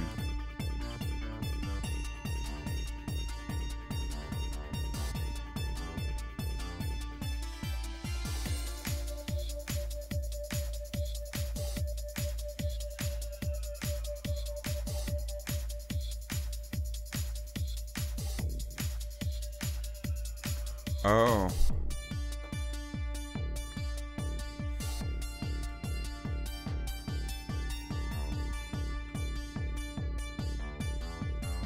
In a basketball game, per se, if you use LeBron James as a character and have his name, will you get copyrighted? Yes, yes, yes, yes. You cannot use people's likenesses without their permission, Kari Gibson. This is a little bit weird. This is a little weird. I don't know why it's doing this.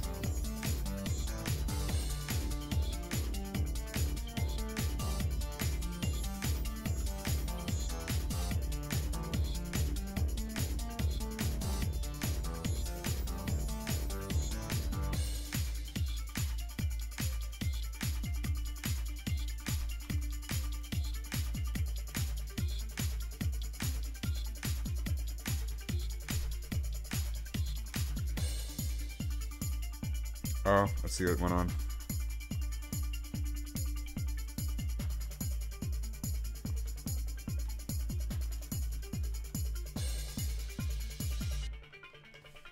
Okay.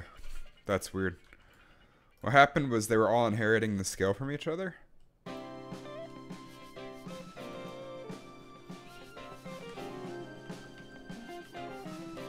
Which means we're gonna have to scale these down a lot more.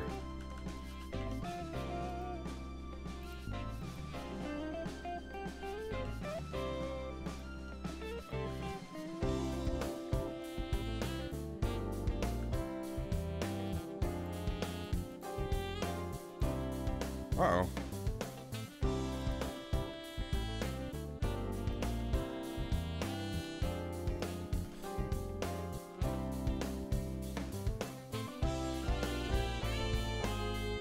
That's very weird. I don't know why this. So if you spell his name different, that would be fine. That would be in parody territory probably. I mean, look into the laws. Obviously, I'm not an expert on copyright law.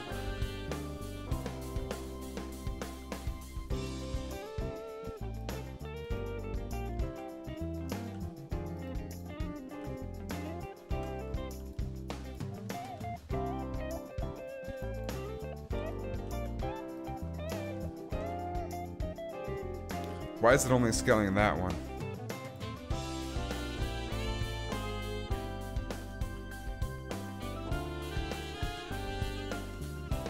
That is frustrating.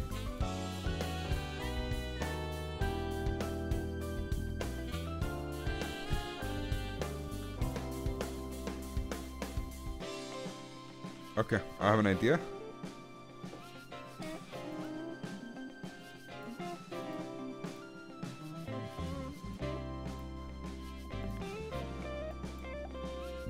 Take the scale of all of these. We only want the Y scale.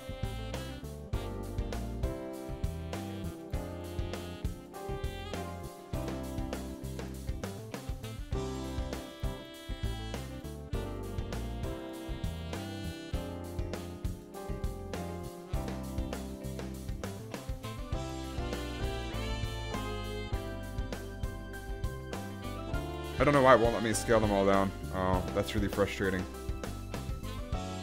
We're gonna have to do it manually in the graph editor. Have to go. Alright, Kai Gibson, have a good night. Thanks for stopping by.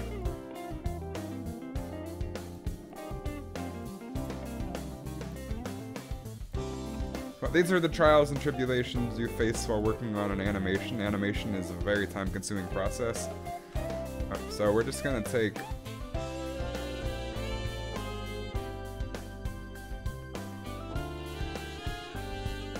Uh-oh. One of these still has all one of these things is not like the other, huh? Oh, I missed one.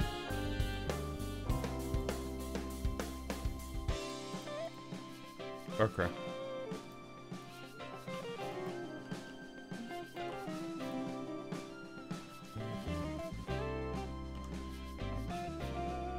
So what I'm gonna do, set the value to 1, so it all matches.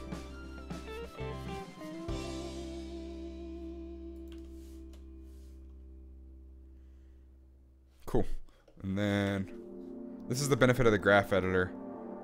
This is gonna make scaling these down an easy time.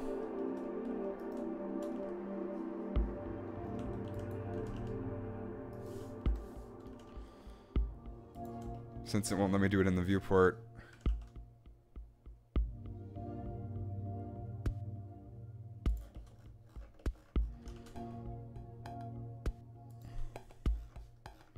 Cool.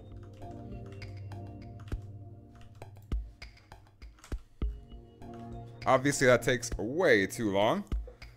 So, also, one thing we're gonna do is have this be like an instant release. We don't want any of this easing in and out. We want it to ease in over here, not here. So rotate that.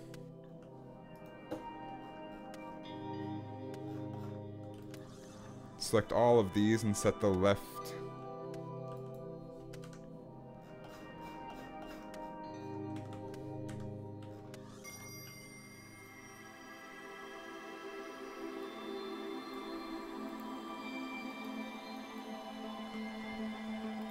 We're gonna redo this. Interpolation mode constant, key, interpolation mode Bezier. The heck? Why do we not get any curves for that?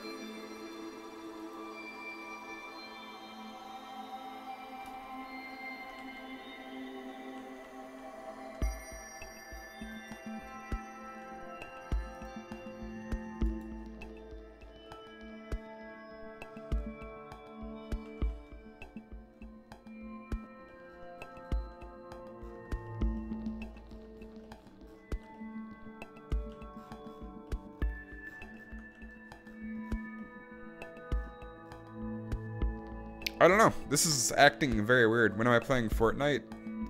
A Tuesday. Not tonight. I gotta get this game stuff done. Sundays are my development days.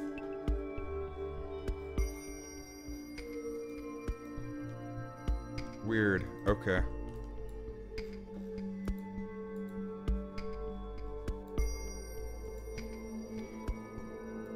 So maybe we can...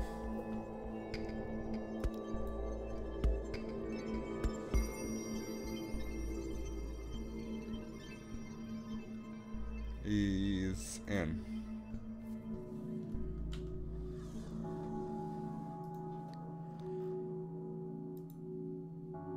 Free? Aligned. There's gotta be a way to reset this. I don't know why it's behaving like this. I'm just gonna reset the animation.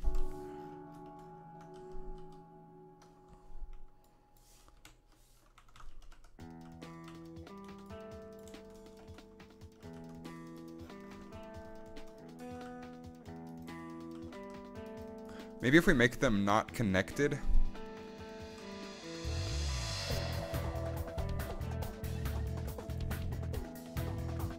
Let's see if that'll work. No, it's still not letting me scale individual ones. That is the most frustrating thing. Why does it only scale the parent?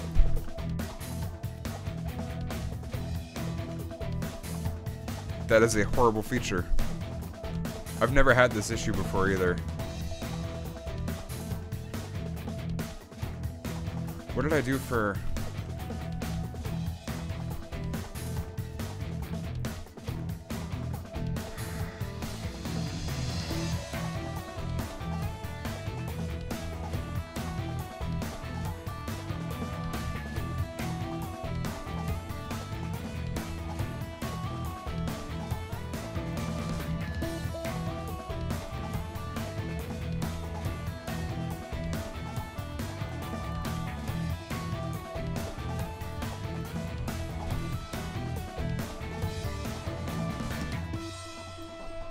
So I had the same issue with this spring. I'm fairly confident.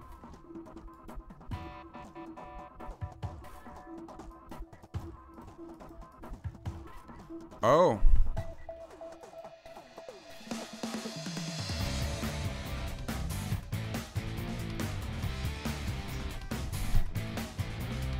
Interesting.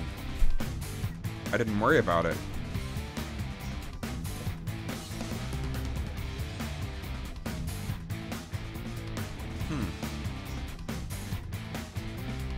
These are getting skewed.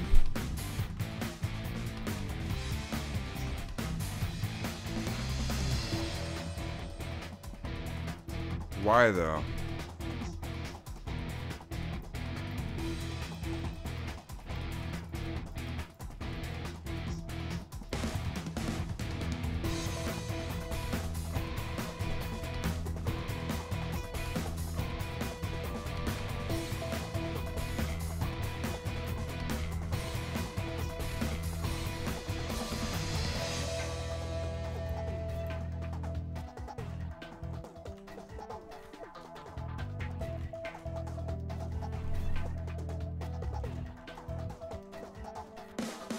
Oh, do not save.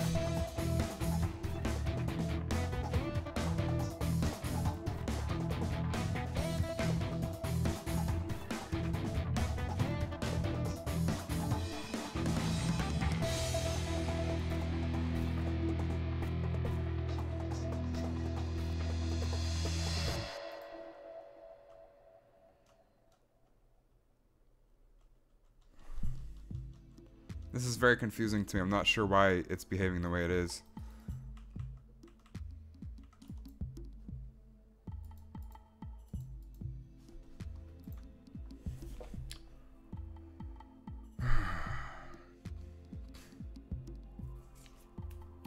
Need to figure out a better solution for this.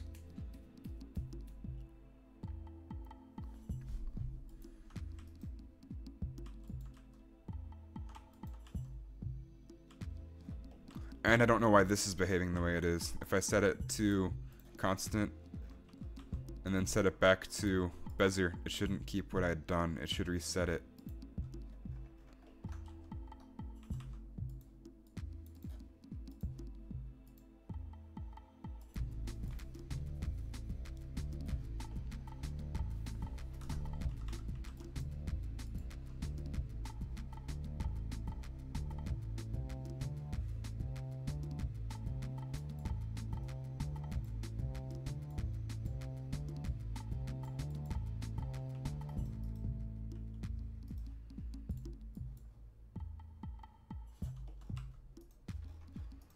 So I don't know why it's behaving like this.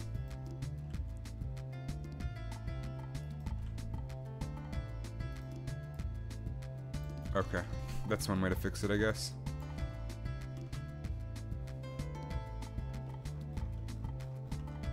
Select all of these.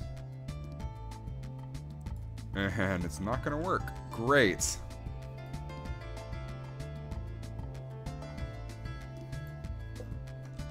Why is that not working now?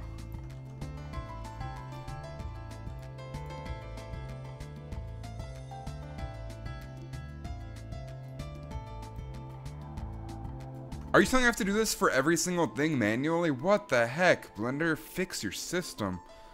There's gotta be a way to reset that.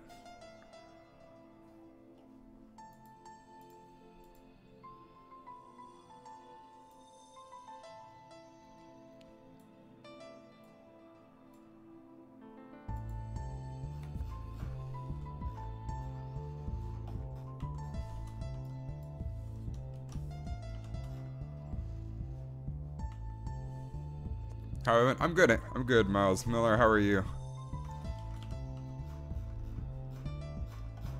I'm just very confused as to why Blender is behaving this way.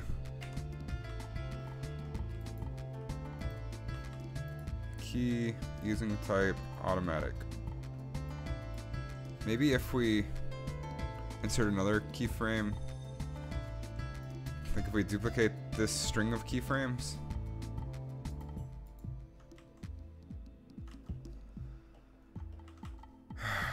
Key, using type.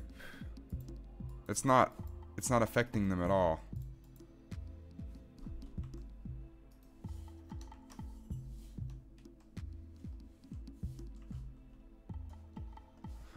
Let's just select one of these bones and see if we can.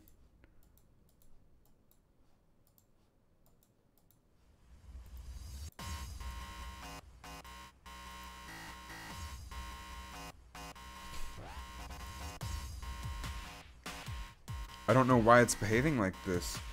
This is super dumb. I've never seen anything like this before.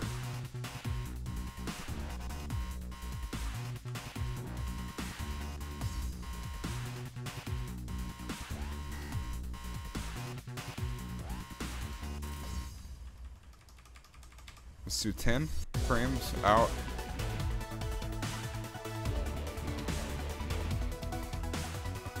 Rotate this over.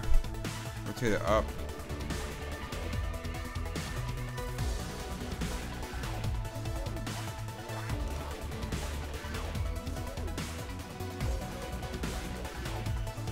You can take these keyframes.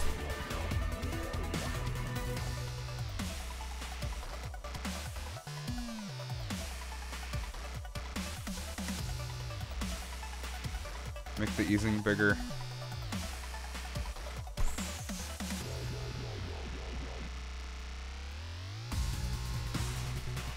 Have it spring back.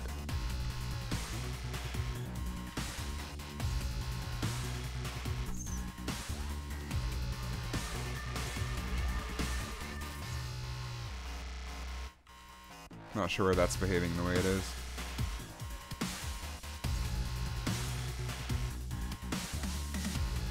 Give it a little, get a few more frames, I think. Maybe 30 total.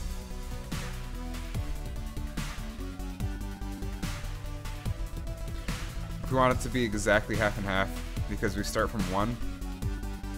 This work I'm doing here, is this the same kind of work I do at my job? It's similar. It's similar, Mike Jones. Animation, I do a lot of at work, but the actual game design stuff, not a ton of at work.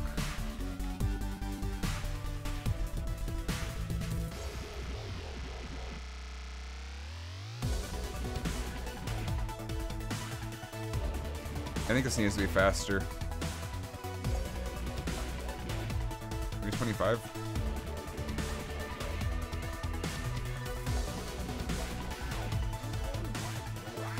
And then we can definitely scale this in some.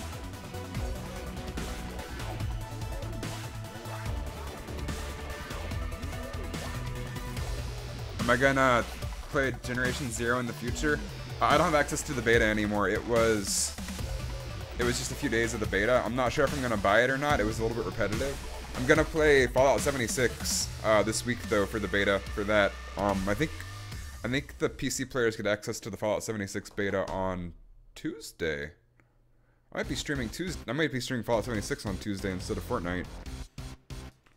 That would be interesting. Oh, I wonder what's in the item shop right now. I'm curious. Let's take a look. I'm gonna save this and then we'll get back to work on this. So I get paid well for this type of work. Yes! Couldn't start the game. Operation identifier is not valid. Oh, maybe because I have Unreal Engine open.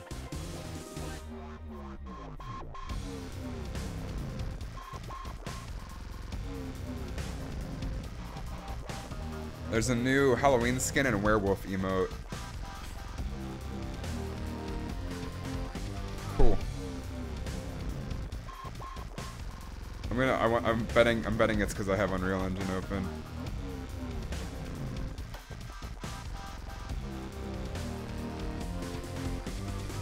Nope. Weird. I'm gonna look on my phone then.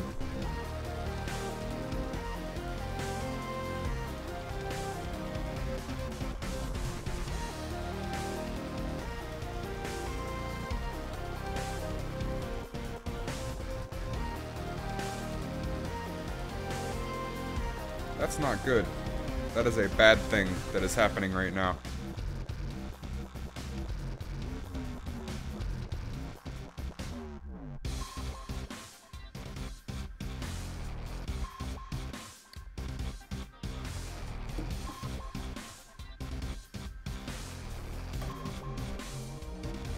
Might have to restart my computer to get Fortnite launching again. That's good enough of an animation for me. I'm not super worried about it. So we can always update the animation later. We'll call this one...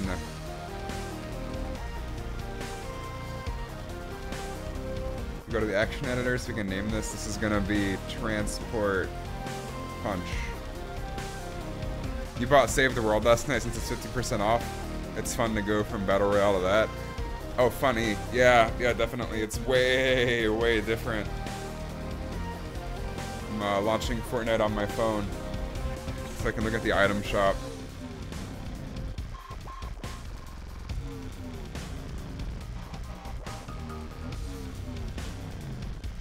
Oh, nice. It's the Patch Patroller.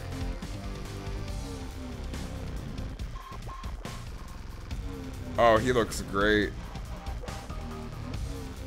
Yeah, okay, you're not gonna be able to see that. And you all can look at the shop for yourself. That's a cop. These 800 V-Bucks skins they've been doing have been really good. And Howl. That's pretty good too. It's only 200 V-Bucks. I also bought the Bunny Moon yesterday. That one was pretty good. So we got a punch.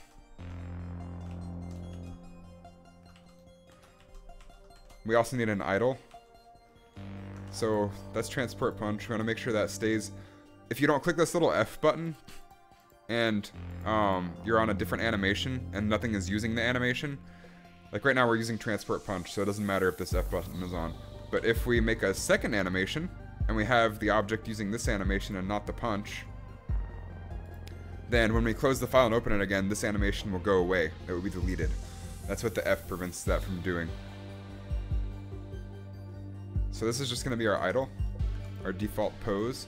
We'll just make this like 20 frames or whatever. Doesn't really matter because we're just going to loop it. And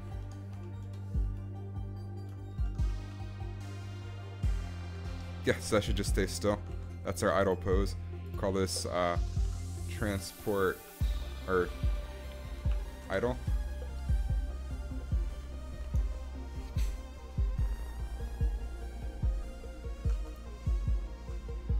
Okay, what's next? I guess I take it all into the engine. So I'm gonna have to reopen the engine. Things are gonna get a little bit laggy here for a second. Go to documents, punch bomb back up. Open up the project, and we're gonna take all this into the engine and get it all working. But in the meantime, I'll be right back.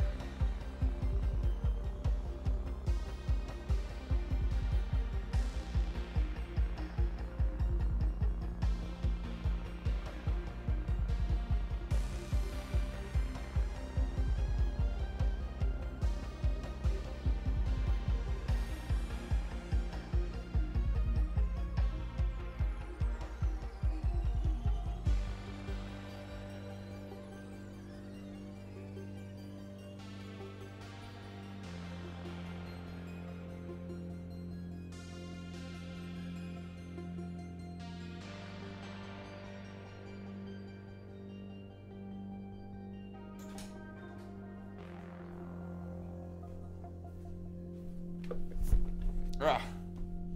Sorry for hitting my microphone there, that might have been loud. Alright, game's opening up. We can go ahead and export these as FBXs.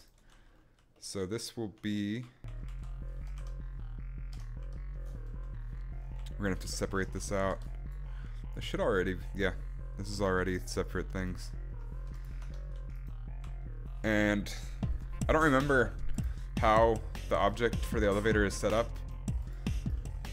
So we need to look at this. Because ideally I'm just going to swap out the geometry for the elevator. Okay, so this is centered on its center, it looks like. This is Unreal Engine. This is literally the engine that Epic uses to develop Fortnite, which is pretty cool. They created the engine. And they've actually done some really good upgrades to the engine. You know, come back later. Have a good night. Have a good night, Miles Miller. I'll be back on Tuesday with either Fallout 76 or Fortnite. I have to get my game out of early access. That's why I'm doing these development Sundays. Also, I figure even if it's a small audience, some people might get something out of it. They might learn a thing or two. So we want to replace the geometry, so I'm gonna move the railing down here, center it. We'll call this file export FBX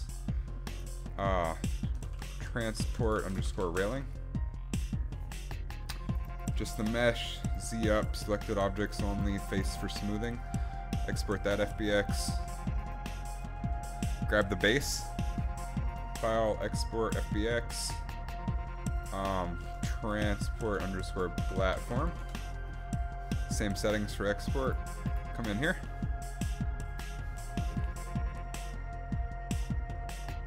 Send procedural pieces elevator. We've got that working. So we can just grab those from Windows Explorer, which is on my second monitor, and documents, game design, punch bomb, assets. Nope, it's gonna be under maps. Maps. I can just show you, it doesn't even matter. You can see my file structure is so secretive. Descend elevator? No, it's gonna be underscore procedural. Nope. Where is that? Transport. We want the railing and the platform.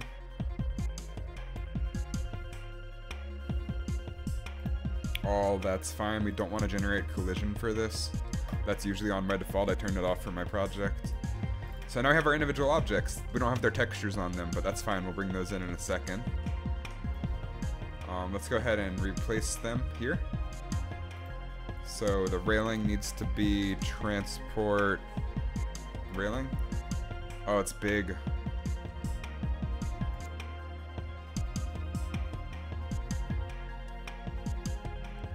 How much bigger is that?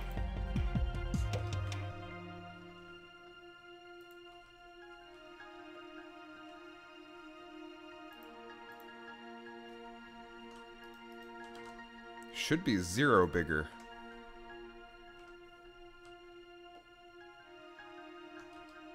Huh.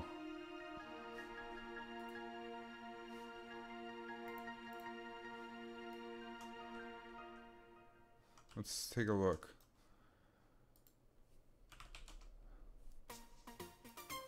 Oh, it's not bigger. It just looks bigger. Maybe it's a little bit bigger. But just a little bit. Yeah, it is a little bit bigger.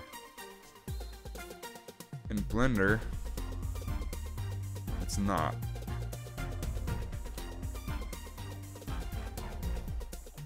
What is up with that?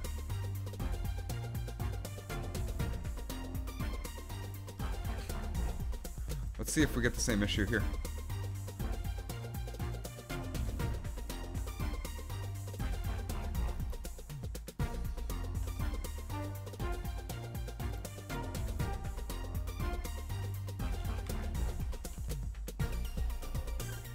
It is bigger. Interesting. Let's take a look at this and see how big it's supposed to be. 169 centimeters. Okay.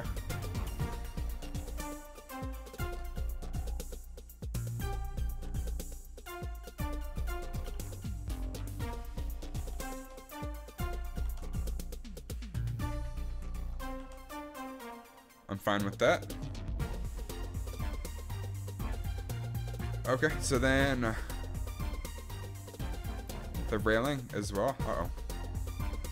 That's supposed to be 209 centimeters.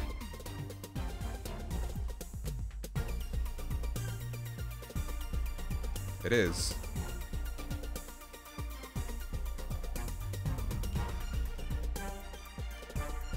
Huh.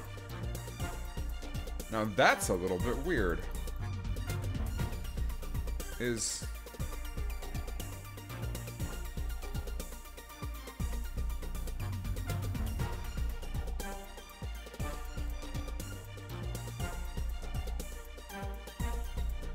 Oh, 191. Oh! Ha ha ha! Looks like I have duplicates.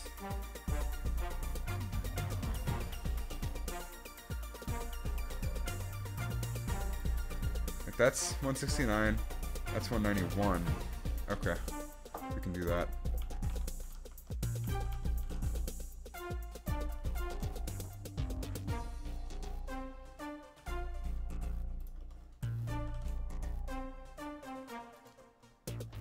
Alright, so file, export, FBX, transport railing, file, export, FBX, transport platform. And we can take these into Unreal. If you drag them in and they have the same name, it just automatically replaces the... So that should update those.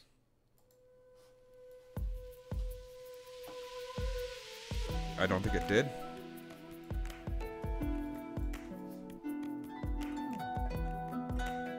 There we go. If you hit Control-Shift-S, it saves everything. That's a good tip. It's like Unreal 101, but it's whatever.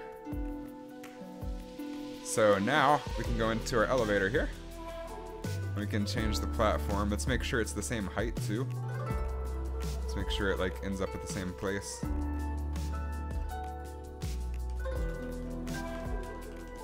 Transport platform. Looks good enough to me. Railing. And we'll save it. Granted, this no longer fits properly. Or looks good here. I'm gonna have to figure out a solution for that. Let's go ahead and get our materials in. And the easiest way to export materials is with the export tool. That's actually the only way you can export materials. So we're gonna go to File, Transport 001.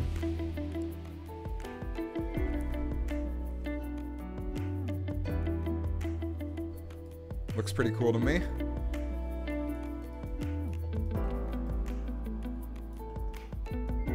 I want to add like a little more detail or something. Maybe some hatch panels.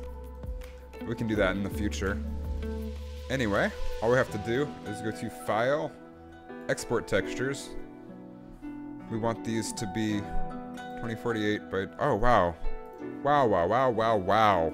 I chose 1K textures. No wonder this looks terrible. There's an easy way to fix that, though. We can change the resolution to 2048. Insta better. Wow, that looks so much better. I thought maybe I was just going crazy. Instant improvement in our textures, nice. Even on the railings. This one's still 1024. Just instantly better. Love it. Love it, love it. This looks halfway decent. I'm cool with what it looks like for now. We can work on the textures and make it look better later. I just need to get stuff working so I can move on to the next thing, add more enemies, work on the boss fight. Maybe next week I'll work on the boss fight. That would be entertaining. Export textures.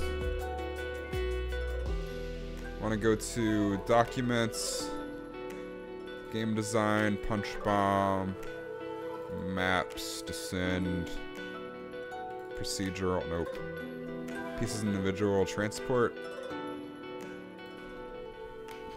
Textures, UE4, just for my own organization. And this will be Transport. Screw it. Screw it. Yeah, we'll just do Transport, and we'll put the railing and everything. It's elevator railing. Transport underscore elevator. Okay, we want to change the naming structure for this. We want to do for Unreal. So we want to do Unreal material name. So now you get elevator, platform, emissive.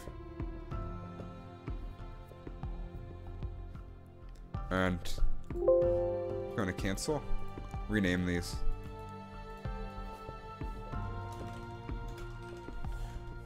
I want to get in the habit of calling this all Transport. It's good to have consistent naming conventions. So do File, Export. How's my progress? Going good, Damon. Oh, we're about to take it all into the engine. That's what we're doing right now. So we do want to set these to Unreal material name. So we get Transport, Platform, Emissive, Normal, Occlusion, Roughness, Metallic, Base Color. So then we can hit like this hot. We gotta find a place we want to put it first. Documents, Game Design, Punch Bomb, Maps, Descend, Pieces individual, Transport, Textures, Transport, Select Folder, Export. Now it's gonna export all of our texture maps.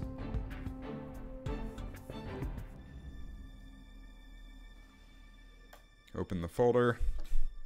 These are what textures look like for a game. So that's like the color. This is the emissive, or what lights up. This is the bumpiness, the normal map. This is putting 3 different textures in 3 different channels, since occlusion, roughness and metallic textures are black and white, you can put one in each channel. So one in the red channel, one in the green channel, one in the blue channel, and save yourself from having 3 separate texture images. Yeah, so we're gonna take all these into Unreal now.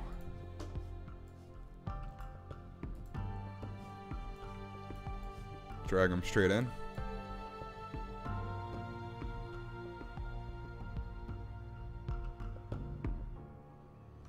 We want to make sure that these are not RGB.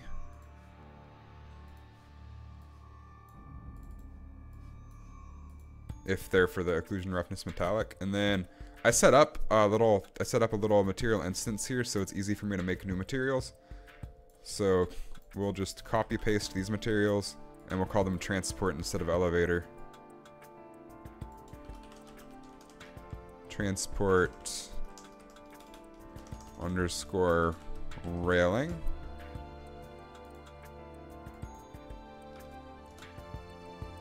And then we'll do the same thing for this one.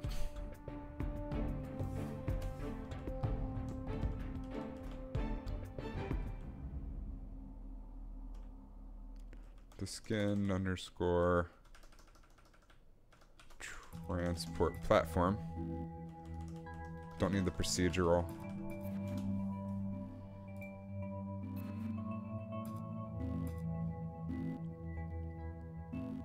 Cool. So then, an easy way to set up textures in Unreal, which I didn't know this for the longest time. We want to be able, so if this is the railing, we want to be able to change all these out. So we can just select what we want. We want, let's scale this down some so we can see more of it.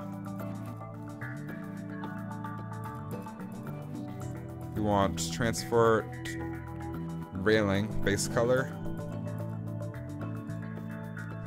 You can just select down here and then hit the arrow and it'll replace it.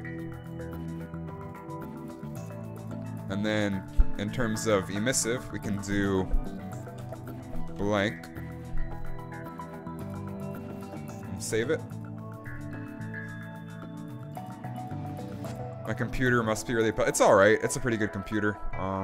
It's not the best it could possibly be. I could upgrade the processor for sure. This looks pretty cool. You can, if you click on a mesh, you can see it on that mesh. So we're going to be seeing it from the inside. Looks good enough to me. So then we want to double click this guy and we want to assign that material by default. And then we can do the same for the platform. Base color, emissive, normal.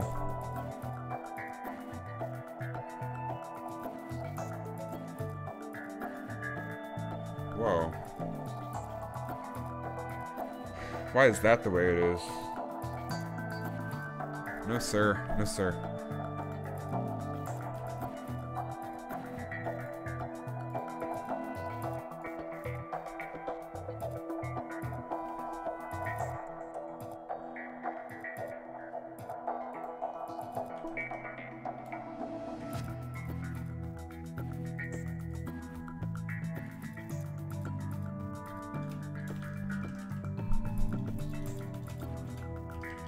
We know this one is set up correctly. See, that one had an individual channel for everything for the platform, so this makes my life a lot easier.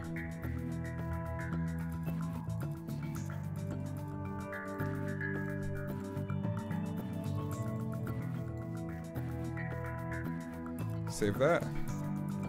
And then we can double click this guy. Select our new material. And there we have it. All done.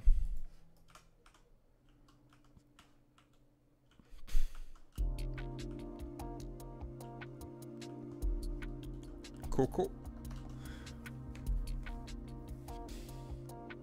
Now, for the next part. So we can save this. open recent, we want the interface. Gotta export these textures. We'll do the same thing we did last time, which is the material name.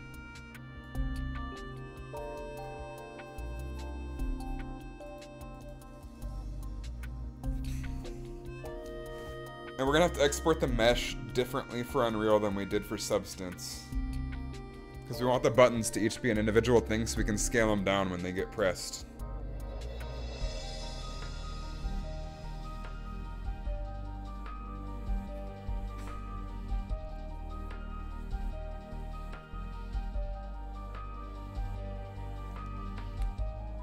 Yeah, so we'll hit... Oh, we need to choose where they're going. So, documents, game design, punch bomb, maps, descend, pieces of individual, transport, textures, interface.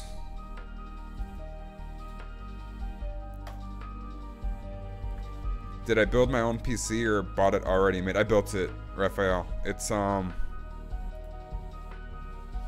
how big are these? Oh, wow. Okay, so these are 2048. It's an i7 5820K processor, an RTX 2080 graphics card. I just upgraded that actually. 32 gigabytes of RAM.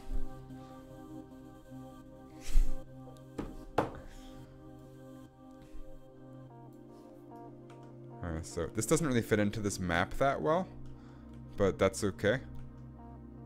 We can make the map fit it a little bit better. Kind of fits, maybe. I think it's fine for now. It fits better with the other maps, though. If we go back to Descend.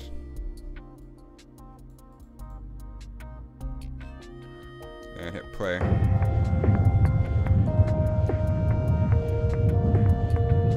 Oh! That's a different blueprint. Weird. I should have known.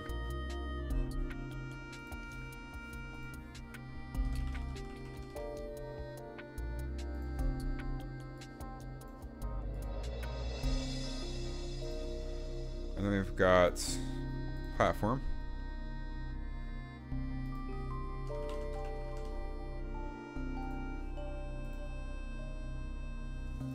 How much did it cost me to build? This one was about $2,500 before the new graphics card, but that was... computers have gotten so much cheaper than they used to be. Nice. It's actually really bright.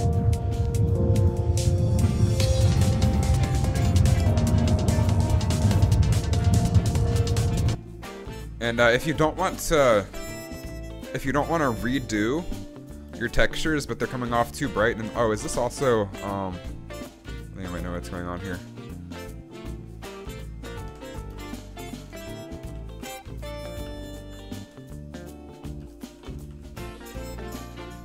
Oh, that's weird.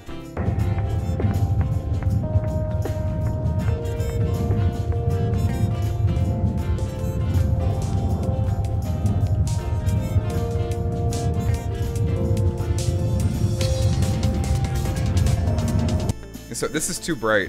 Something that you can do to tone that down in Engine, rather than having to redo the textures and re-export the textures, is you can modify textures in Unreal Engine. So I can just take the base color here and tone down the brightness. So like maybe 0.5.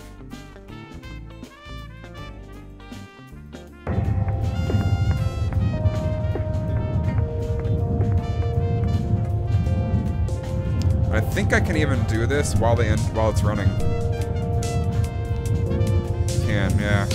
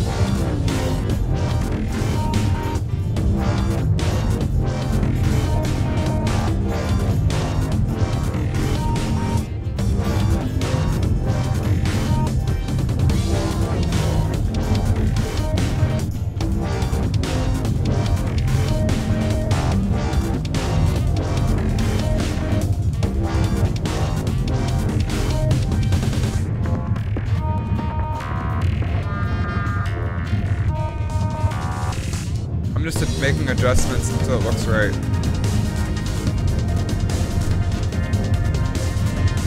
I think that's close.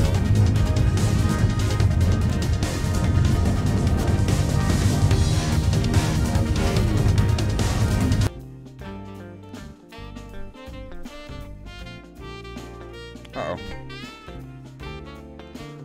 Hey, what's up, Daniel Zerba? How's it going? Yeah, the music is just a bunch of random royalty-free music I have. What's the most important thing in a gaming computer to prevent lag? It's gonna be two things. It's gonna need the processor and the graphics card together. You can't just rely on one. The reason for that is the graphics card draws stuff on screen. So the graphics card is saying, hey, I'm getting all these commands from the processor on what I need to draw, like this 3D elevator I have right here, and now I'm gonna draw it. The graphics card draws stuff. It gets the commands and it draws it. The processor is creating all of these commands. Like it's reading the code that's written by the engine and it's creating the commands. So those are called draw calls. It's saying, hey GPU, draw this. Hey GPU, draw that. So if you don't have a fast enough GPU, it's not gonna be able to draw stuff fast enough. If you don't have a fast enough processor or a CPU, then it's going to chug on sending out the draw calls, and it's going to choke there. So both having a good processor and good graphics card are really, really important if you want a good gaming PC. But Fortnite, for instance, is a super heavy game on both, especially on the processor. It has so many draw calls. Even my i7-5820K, which is a 12-core processor, overclocked to 4 gigahertz per core, even that cannot 100% of the time get 144 frames per second. Just because there's so many draw calls, that's where the bottleneck is.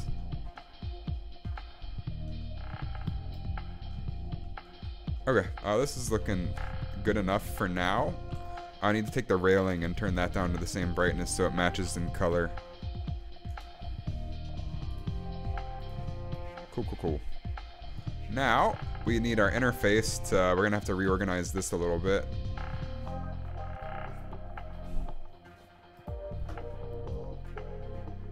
You wish you had the money to make or at least buy a gaming computer because shooting games are so much easier. Yeah, definitely. If you have... But you don't need a $2,500 computer these days. You can get it for so much cheaper. Again, this was... I built this machine, like... I want to say almost 5 years ago. Now technology for good gaming PCs has gotten so much cheaper. You could probably build something that's good enough for under $1,000 unless you really want that 1080 Ti or RTX 2080. You can build a computer that's affordable and runs pretty well. And we have our interface. We exported those textures. Let's export the actual interface now. And this is going to be a little bit different. We're going to want to separate the buttons out to each be individual.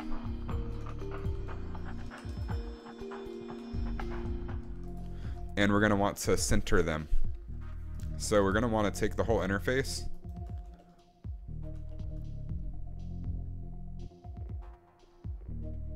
You'd have to buy it built because you don't know anything about that. So what I did was I bought all the individual pieces that I needed. And then since I'm clumsy and I don't trust myself, I gave my friend some money to come over and piece it together since he used to do that for a living. But if you watch YouTube tutorials or there's some subreddits for PC building. It's basically like Legos for adults. It's not complicated. So you want to make sure this matches up now that we moved stuff around.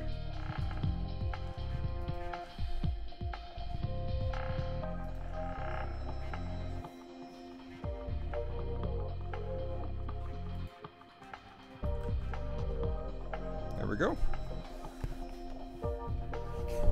Then what we're gonna do is we're gonna export the interface and we're gonna export the buttons centered and placed. Oh shoot. We're gonna have to match the railing here. Alright, so now we can do file. Uh oh, we didn't do the buttons either. I'm bad at this. So bad. So I want these to be placed where they're going to be. The buttons we're going to center so we can scale them easier when they're in the engine. Do file, export FBX. This will be transport interface screen. We got file, export FBX, transport interface, button backs. So waiting for that VR surfing game, Daniel Servo. That's not gonna happen. I'm sorry to break it to you. You're gonna rotate these and move these centered.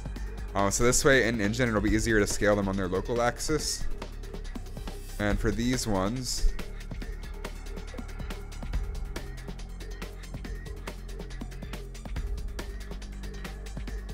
we're gonna want to move them up like this.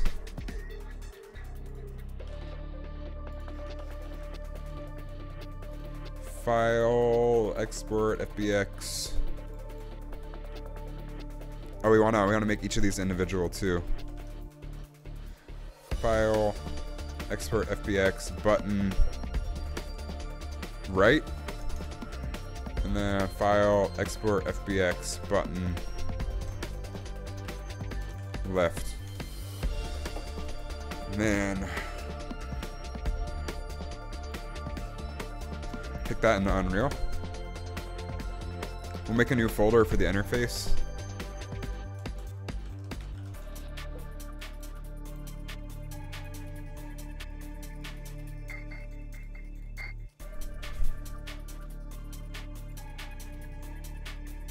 Drag all of our little materials in here. We're gonna have to make a new material for the buttons because we're gonna have to add some interactivity to those. So we also want our actual FBXs. Button left, right, back, screen. Drag all those in. Don't need any collision on these right now. We'll make our own collision. These materials we don't need. Actually, let's get transport screen. That can be a non-interactive material. That would be fine like that. The buttons, we're gonna have to make a custom node network for those because they have to be interactive.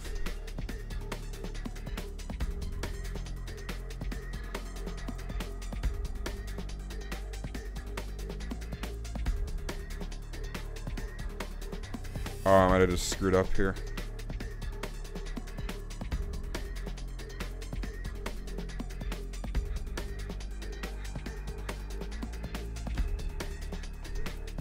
Oh, it's doing it. Cool. Cool. These are going to be labeled transport buttons. And save everything. Transport screen we can delete. And we can duplicate this. So this will be transport screen mat. And before we do anything, we need to make sure that these are not RGB because they're linear.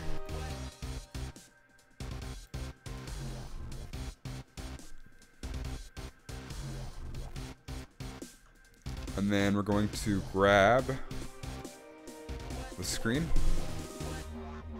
Base color, emissive we don't have, so I'll use blank for that. Screen normal. Occlusion, roughness, metallic. Then we'll grab our screen object. We'll grab our screen material and apply it. Looks pretty good. Might need to make it darker once it's actually in game, probably. Probably need to match the others, so we'll go ahead and do that just out of preparation. We'll put it down to like 0.3. Hey Andy, how's it going? We're actually taking stuff into the engine today.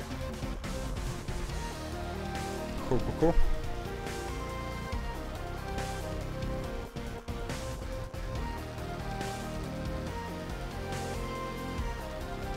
I feel like something's weird here. Anyway. Buttons next. The buttons we have to make interactive, and for that we're going to need to export the lit up texture as well. So we'll go ahead and turn on our emissive for when the buttons are lit up. Which the sides don't matter because they're going to be scaled in when they're lit up. We can even duplicate this for the lit up as well and make it a little bit brighter.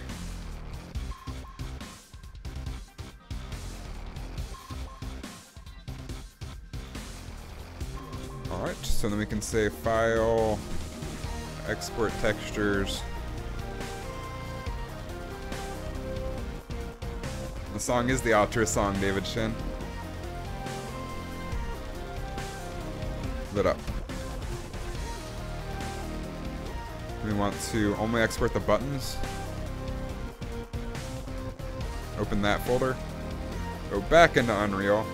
And we only want the emissive and the base color. And we're going to rename those. Buttons lit. I'm renaming them in Windows Explorer. I can just show that.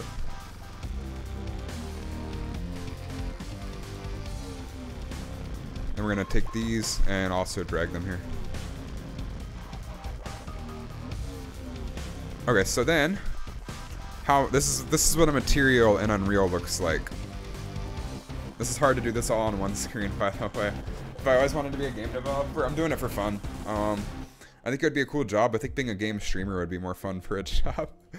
Playing Fortnite is more fun than making a game. I hate to say it, but making a game's pretty fun, and it's rewarding when people actually like post good reviews and stuff. Love that.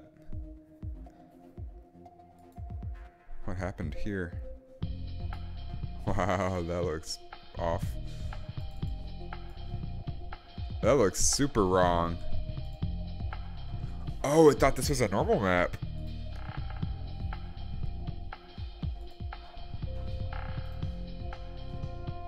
Oh, whoops. Okay. Interesting. Interesting. I thought this one was a normal map too. It tries to automatically figure out what your texture is. Usually it's right. Sometimes it's not. Okay, so now for our buttons material. We need the textures in the material, so we're going to grab the normal, the emissive, the occlusion and roughness, all that stuff, drag them in so we have access to them. So we want to start out just doing things normal. So there's our base color. Do it one step at a time. One step at a time is all I gotta say. Let's just get it set up first, and then after that add the interactivity. So it's occlusion, roughness, and metallic for the red, green, and blue channels. So occlusion for red, roughness for green, metallic for blue. It's actually inverse to this order. Is an easier way to remember it. And this is our normal map, it looks like. Then we have our emissive stuff. What do we want to do with that? We want to make it interactive. So we want to make the buttons be able to light up when certain things happen. And to do that, we do a lerp, a linear interpolation, between A and B. So we're gonna do this for the color and the emissive. Oh, Radeon cards are way cheaper than Nvidia cards. I just don't know anything about them. Nvidia has always been the gold standard. Okay, so we're gonna want to linear interpolate between this color and this color. So A is our unlit, B is our lit. So we want to make a value. I forgot what I used for that. I'm gonna have to look at some other materials. Do I like sparkling water? I do. I think it's pretty good. It's really good in a mojito.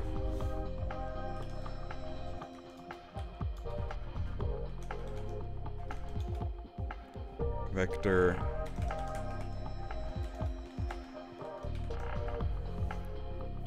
It's gonna be a scalar parameter. That's what we wanted. And this will be, we'll call this lit. We'll make it a little more descriptive than that. We'll call it button lit. This is just a number. The default value will be 0. The maximum will be 1. And we're going to use that as our alpha. The alpha is what the blending value is. So by default, our button is not lit. And that goes into our base color. We're gonna do the same thing for our emissive, our light value. So we're gonna add a lerp, or linear interpolate. Plug that into our emissive color. It's not lit by default, that's the black texture. And then it is lit. And then we use our same parameter here.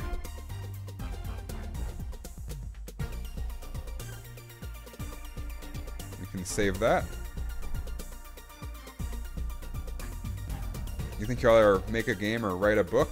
Start out small.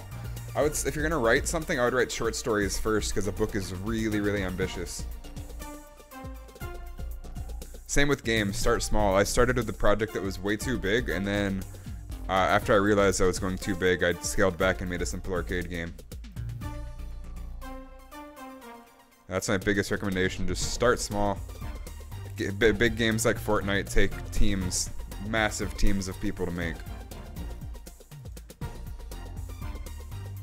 And years to make, not weeks or days, like years to make. I think Red Dead Redemption 2 probably had, somebody estimated like an $800 million budget. It hasn't been publicly released, but they estimated based on GTA scale and Red Dead Redemption 2's scale that it took probably about $800 million to make. Okay, so we have this button lit thing. So if we take a look at this now.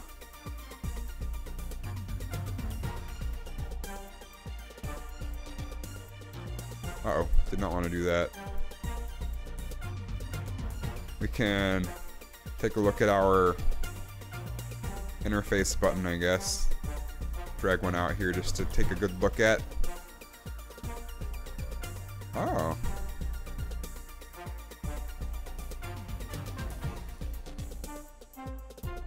And it's way too bright here. The lighting is too bright.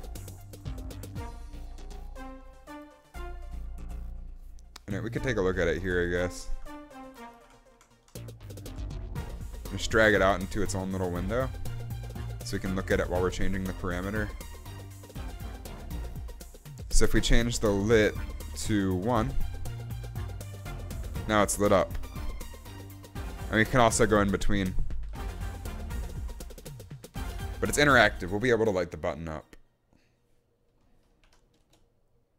which is cool. Just with a number. We can do that with coding. So now let's build our little interface here. So for that, we want to open up our elevator, which this is what coding in Unreal looks like. If you don't want to code in C++, you can use their node-based coding network. You don't think the next Grand Theft Auto will be big and popular? Why not? I'm curious to hear your opinions on that. So we can take our interface and we want to drag that under our railing.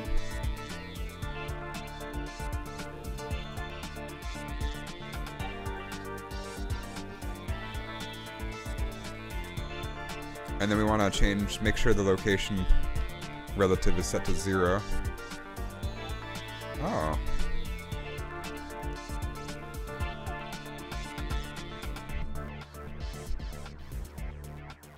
I might have this facing the wrong way.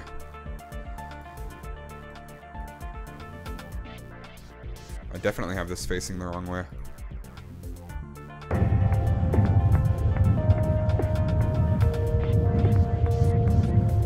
Anyway, we want this to be parented to our cube, or our rotator or whatever, which has this on it. Because this rotator constantly matches the direction your head is pointing. What's up, Loner Stoner? How's it going? Take our interface, put it on the sphere.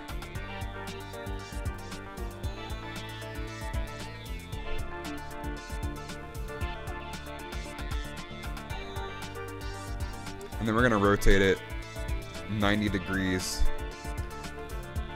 or minus 90. Yeah, that works. Cool. And then we need the interface to be on the screen. So take our widget and just drag it up so it sits nice on the screen. You're gonna go and read a book. Have fun, Damon. Thanks for stopping by. We can up the scale. Oh, so close. Let's do 0.038. That works almost. 0.037. That's pretty good.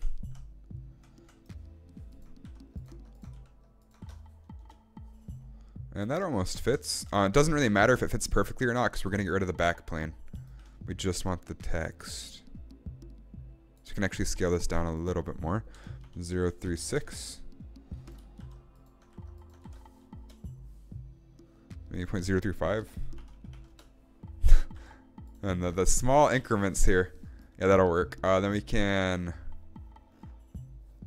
search for that widget. Double click on it. We no longer need the back plane. Can delete that.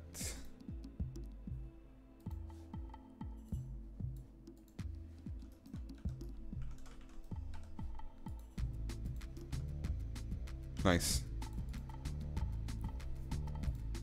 I feel like GTA 5 has all everyone wants in it.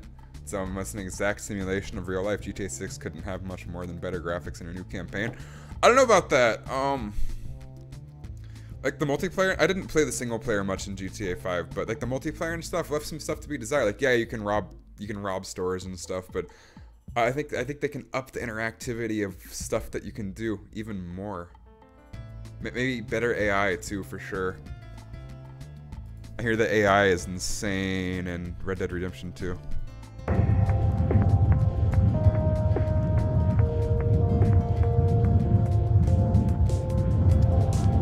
Nice. Oh, wow. Made that way too dark.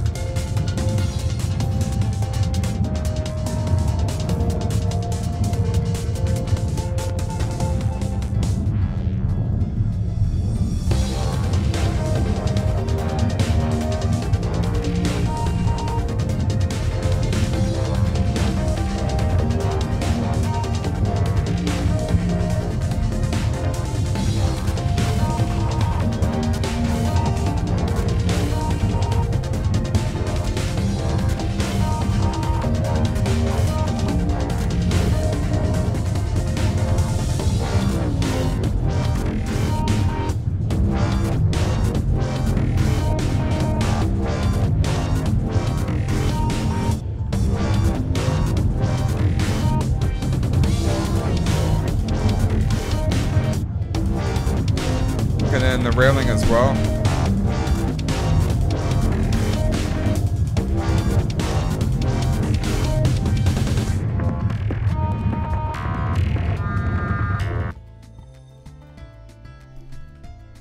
Which looks really bright there, but when it's in the game it doesn't.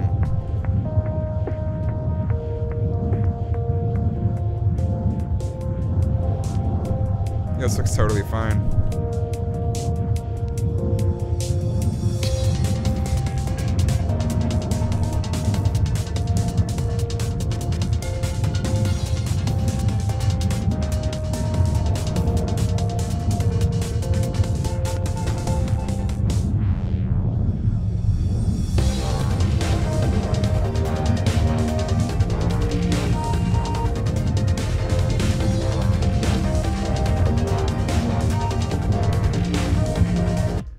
There we go. That's better. The XP reset is so annoying with Dire. I agree. I'm not looking forward to that. Is this the outro song? No. No, it shouldn't be. No, it's not.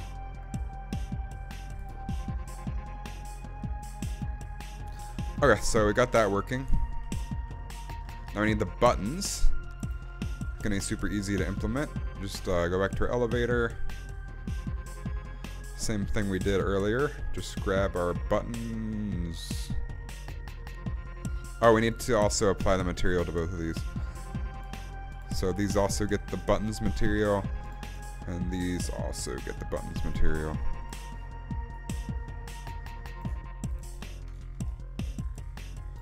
And we can come into our elevator, go to the viewport so we can see what's going on. When do I estimate finishing Punch Bum? I was going to try to do it before SIGGRAPH this year, which was a couple months ago now, but the whole heart surgery thing screwed that up. So hopefully by the end of the year, maybe a little bit later. There's not a whole lot left to do to call it out of early access. I'm still going to add stuff to it after early access. You're going to still grind. You got the Deadfire pickaxe and now the Werewolf Howl. Nice. I bought both of the new things in the item shop today. I thought they were pretty cool. I bought them on my phone. Oh, I got a notification.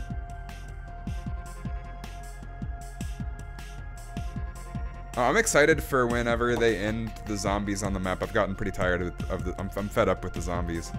No bueno. Let's take...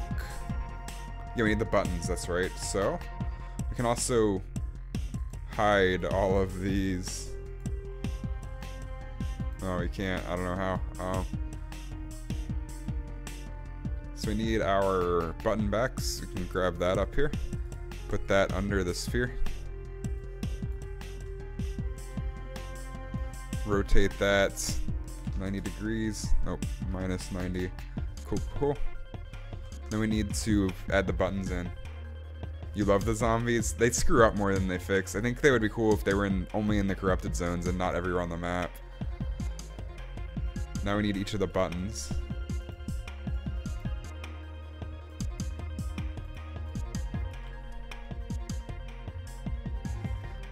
Can rotate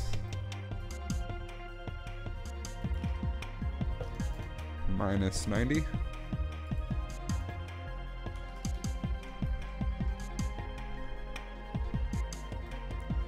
And this is gonna be a little bit frustrating. We can come in here and try to get them into the little button holders. So I'm going to rotate these maybe like that. Push them in like so.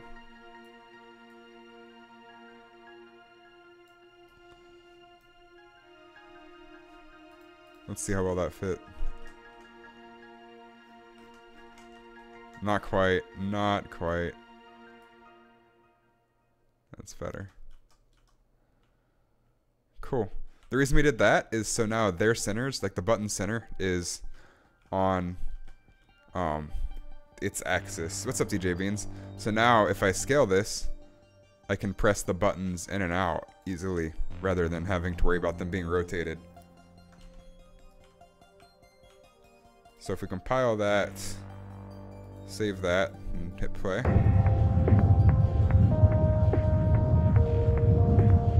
Uh-oh. Oh, we have to put those on the sphere. People that make the most popular Roblox games get 400k. That's insane. H-Blaze, it's going alright. We made some good progress tonight. Let's take a look here.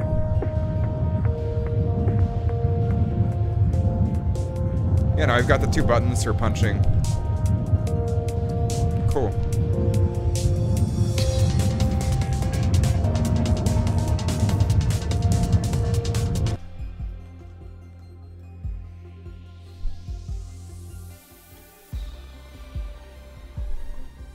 We can also test it to make sure everything works properly. Am I hyped for the hunting party? I don't know. The past two, like the Visitor and the other one from last season, the Enforcer, I think those were kind of lame. I hope they do a good one this season. So if we hit play... Uh-oh. Oh no. Play. See how this all works together. So we can go to our pawn. We can grab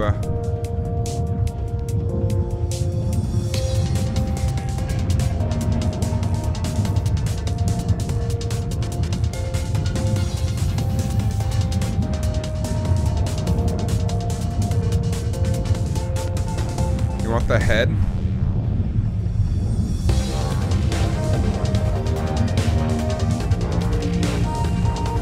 Nice.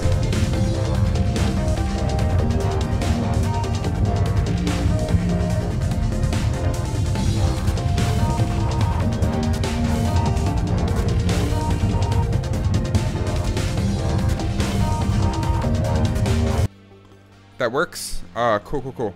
So now, a skin is a skin. You rarely buy them apart from the battle pass. That's fair. I guess I need to realize not everybody wastes as much money on the game as I do. I guess it's not a waste if I have fun with it, but definitely a lot of money. Okay, so now we want to add collision boxes for the buttons, so you can punch them. And we're going to light the buttons up when you punch them. And it's going to make the cart punch too, but we'll get to that later. So for that, we're going to add a box. We're going to select the sphere so it says parented there. We're going to do a box collision.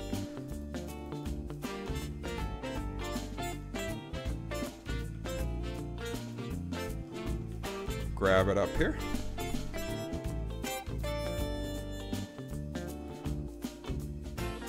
And we'll just try to match. Actually, we can, yeah, we can just add collision straight to the buttons. Oh, no, we can't.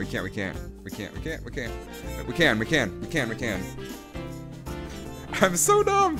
I said that way too many times. So we can come in here. We can go to the collision, simple collision. We don't have any because we decided not to import it with it. We can go to add box simplified collision. It'll automatically add a box around the button. That's pretty cool. Do the same thing for the other one.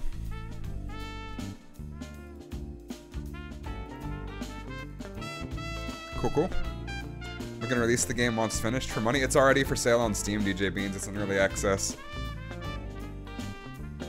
So then, the reason we don't want the collision to be on the visual buttons is because when you scale them down, when they get pressed and light them up, you're not gonna be overlapping the button anymore, and that's gonna be awkward. So,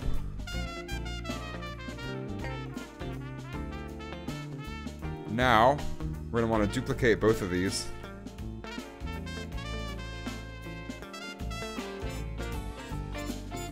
So now we have, we're gonna rename these. Button right art. Oh wait, did I? Oh no. Buttons back.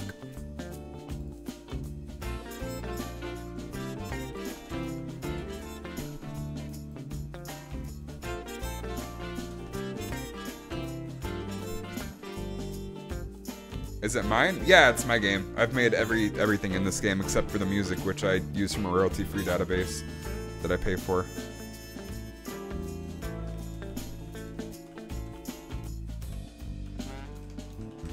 Button left collision. Button right collision. So these ones are not going to be visible. So we'll do a hidden in-game. And turn off their visibility just to be extra safe.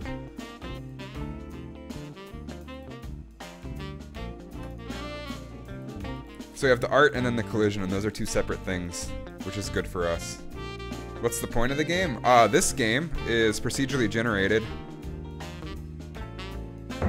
So you have to go down these procedurally generated tunnels, which you can see the path there. They're all procedurally generated. You have to go through 9 levels and then a boss fight. So the boss fight's pretty cool. I'm still working on him. He's not very fun right now. He just looks cool.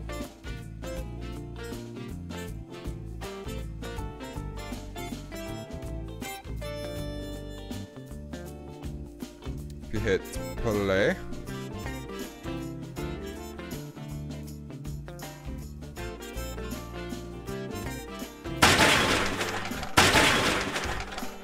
It's the boss!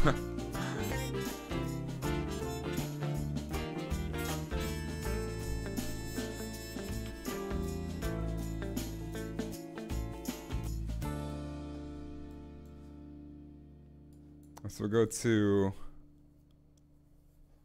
back to Descend, which is what I'm working on.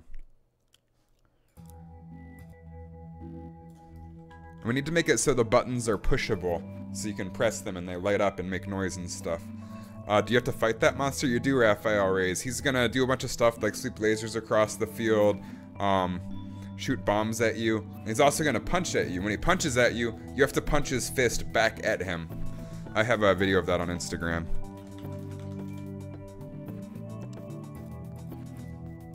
Hey, it's me! So, here's an example.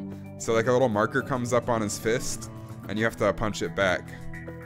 And eventually it'll punch it back at his face.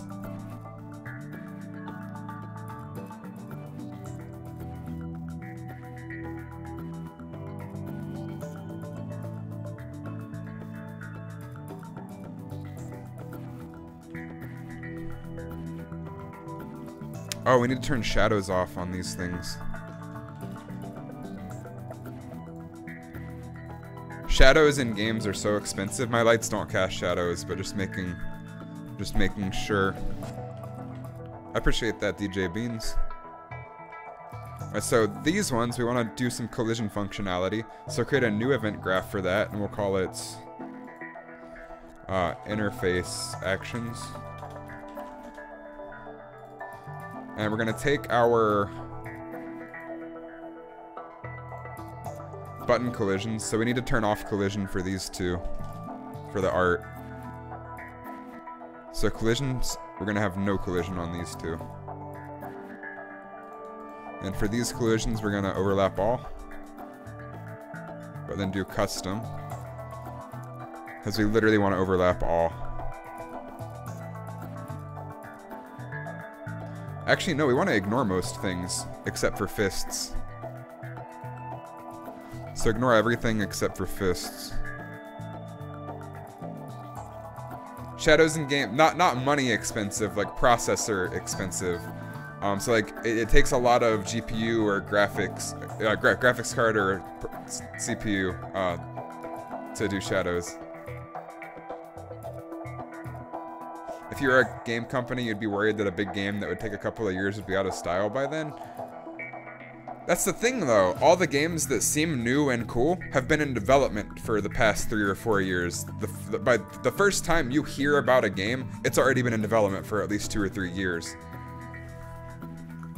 So there's no such thing as games that don't take years to make for big companies. AAA titles just take so much time and resources. So anyway, we want to say,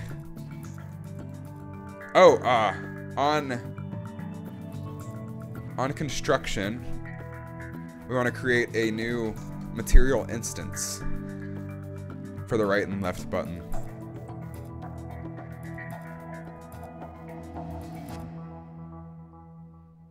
So we're going to go to our construction script, and we'll say add material instance. Create dynamic material instance, that's it. And this will be button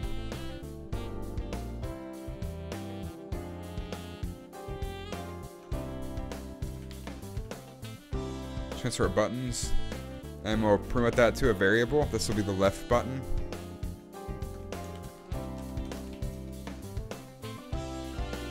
You bet if I put creating my own game, it'll bring in views for it. Nobody would even search for something like that though.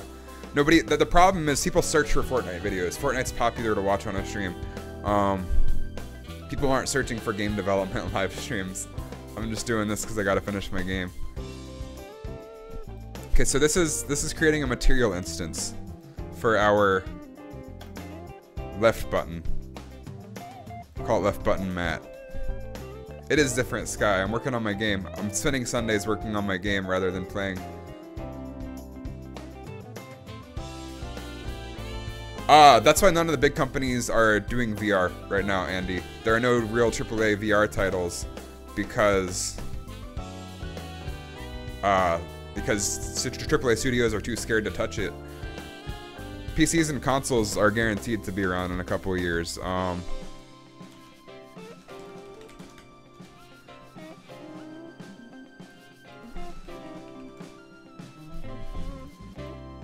VR is not. Granted, Facebook is funding a lot of VR development. But that's why there aren't any really big AAA things. What is, I don't know what vidIQ is. I use TubeBuddy on YouTube to help with stuff.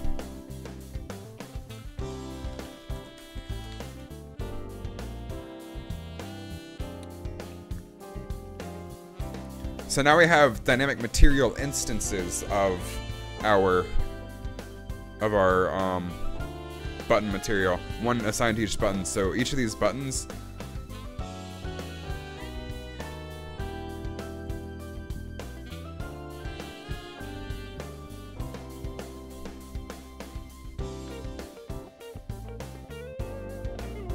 wait, can I create a dynamic material instance from an object? Oh, we can. Yeah, that's better. Okay. That's much better.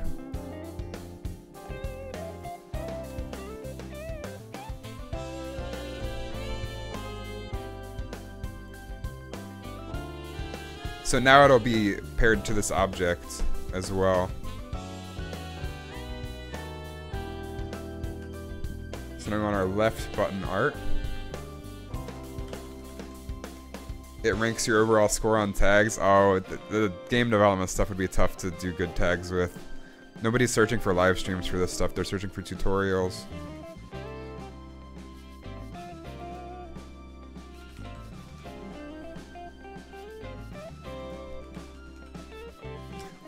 Yeah, so I'm creating dynamic material instances and assigning them to the actual buttons now. So for instance, if we go to our viewport here, maybe if we, yeah, so you can watch this. On the construction script, what I can do now is I can say, if I want it to be lit, I can say set scalar parameter value. We made a scalar parameter on a material called button lit. If we turn that to 1, oh, I have to actually compile. You can see that it's lit now. Turn it to 0, it's not lit.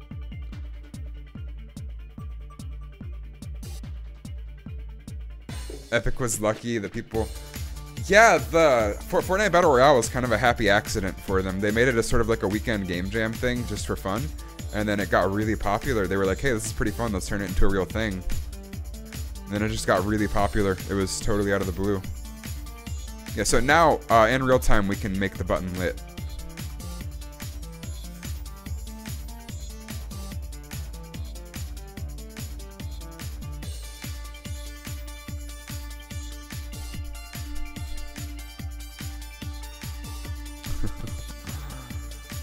Oh my goodness. Andy. Mine's Sky.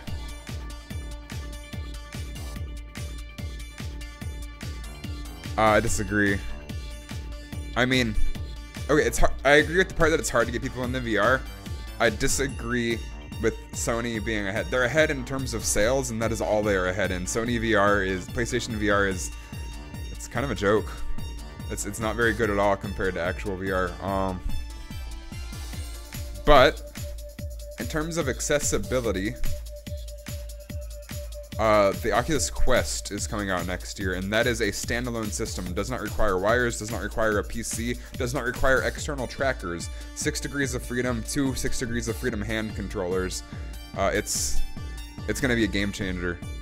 It's still going to take a while for people to really get into VR and actually experience it and realize how cool it is to do real room scale VR. But, I mean, it takes time just like anything else. What's up, Arnolfo? How's it going? Interface actions. So he wants our button left collision. We want to say on overlap.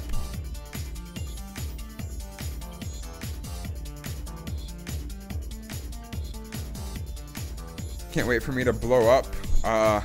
That's kind of mean. I don't have any explosives in my house though, so it might be a while. I think the only thing setting VR back is cost. All the young kids can't afford it while they can afford a PS4, Xbox. Yeah, definitely. That's one of the big factors. Another big factor is it's hard to market VR. It's hard to say... You can't really tell someone what VR is like. They have to experience it. You can tell them it's cool. You can tell them you're in the game. You can tell them it's ridiculously neat. You're immersed, but there's no words you can use to actually describe the experience. I'm doing all right, Arnolfo. We're making good progress on the game tonight. Right now, I'm adding functionality to the buttons. So we want to do a check to make sure it's a fist that's overlapping. At least technically only can overlap fists. But we want to make sure that the other component has a tag. We'll just say fist. And if that's true, we can do a branch. A branch is like an if statement in code. So we can say if the component that overlaps this button has a fist.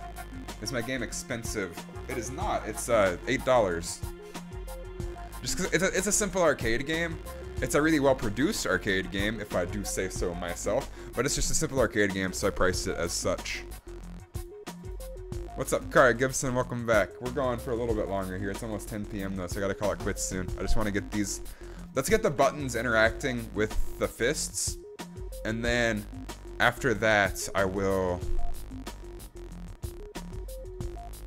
call it quits for the night, and then next stream we'll get the fists on the side of the cart actually punching and animating and stuff.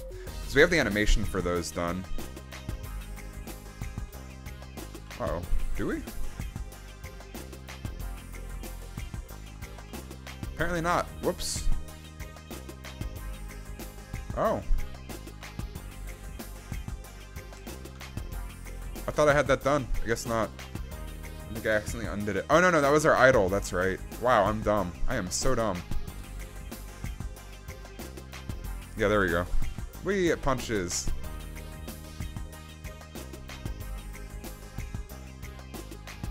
You say bump up the price. The problem is it's a simple arcade game. So it has replay value in the sense of getting on the leaderboards, but gamers, if you are not aware, are the literal... I don't know if I should be quoted saying this, but gamers are the literal most entitled group of people you will ever come across. They expect a full-fledged RPG, 50 hours of gameplay, amazing graphics, menu systems that are really cool, great combat, the whole 9 yards, unlockable styles. They expect all of that for $25 pretty much. If you release a game and it's more expensive than that for that feature set, people are going to be pissed.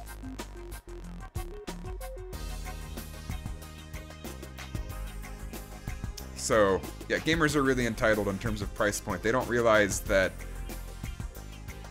my game is less expensive than lunch a lot of the times. What's up, V6? How's it going? What is this? I'm working on my game in Unreal Engine. We're adding some functionality right now. So this is what this is looking like.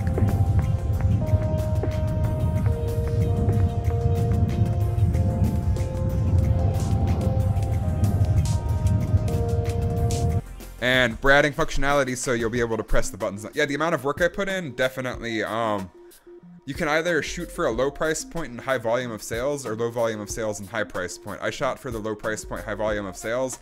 Failed completely. It's a VR game, specifically for PC VR headsets, V6. So it runs on the Oculus Rift or the HTC Vive. No Man's Sky said they had all the gameplay, but we know how that all ended. Yeah. Oh my goodness. I hear it's a lot better now, though. I haven't gone back and played it yet. Anyway, so on overlap, we want to take the art. So this is the collision. We want to take the art, and we want to say set scale, set relative scale 3D, and let's set it down to, let's get a good number for that. If we scale it down, that's about 0.26, 0.25. How many people have bought it? Around 600 or 700 V6. So I've definitely not made a profit on this game. This has been more of a big learning experience for me. Anyway, yeah, we'll set it down to like 0.27.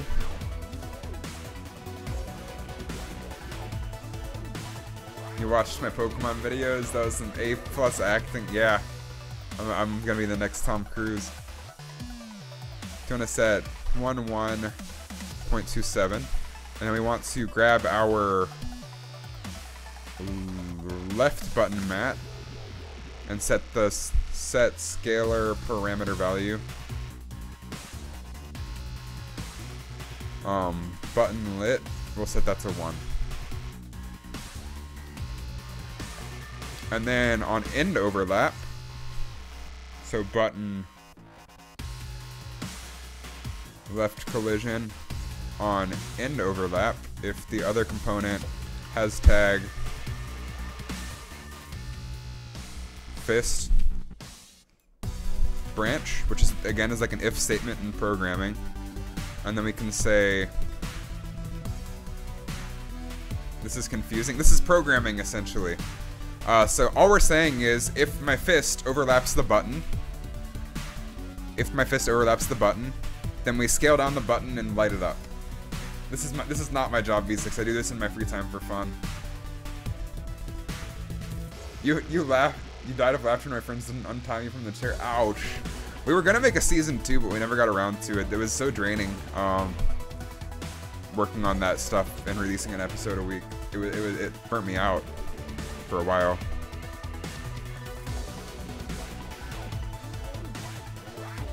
Okay, so now when the ends overlap, we want to make a new timeline for that. Timelines allow you to animate things.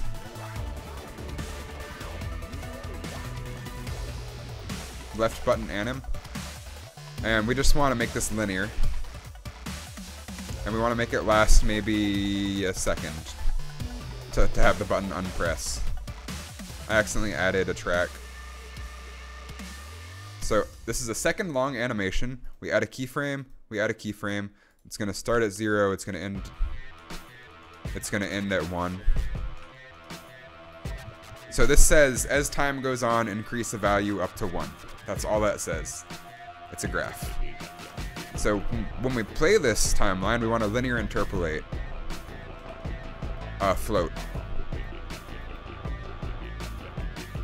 And the alpha will be this. This will go from 1 to 0. So we're gonna say, throughout the course of this timeline, throughout the course of this animation, we're gonna animate from 1 to 0 for the value. And we're gonna set the, we're gonna grab our left button mat and set the parameter value of it. What's up, Watermelon? How's it going? Set scalar parameter value. So every time the animation updates, we set the value to whatever the curve is. And this is gonna be button lit. So now it'll light up and then slowly, over a second, it'll unlight. Where are all the mods? I have no idea. Maybe they're not interested in game development. And then also during the animation, we're going to want to set the scale back. So we'll take the scale from 0.27 to 1. So we can do a lerp for a vector. And we can set the left button art scale. So a vector is just 3 coordinates. You want to get a low quality graphics RPG game, you don't know why, you just want one. There are a lot of those. Make you mod because you're into anything. This looks hard. No, it's super easy. It's super easy. It's so easy. So the reason I like this, DJ Beans, is because it's problem solving. You have a problem. What do you want your game to do? And you have to figure out how to do it yourself. And I think that's the coolest thing ever. And when you get something working, that is the best feeling in the world. So we can linear interpolate between 1.27 to 111, and this will be based on our alpha again. So we just set up an animation called left button anim. So when we stop overlapping the button with our fists, we want to play the animation. So we'll take our left button anim and we'll say play from start.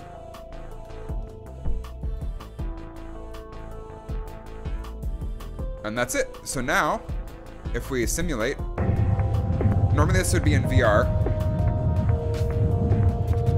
if we simulate and we take our fist,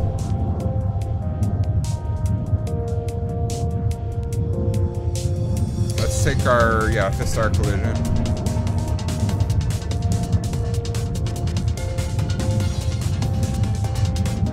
Yeah, we press the button now.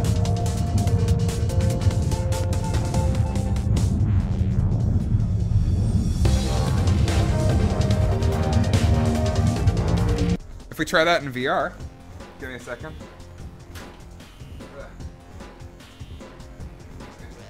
I'm about to look like a nerd. Go ahead. Alright, cool, cool, cool. Health and safety warning, sure, why not?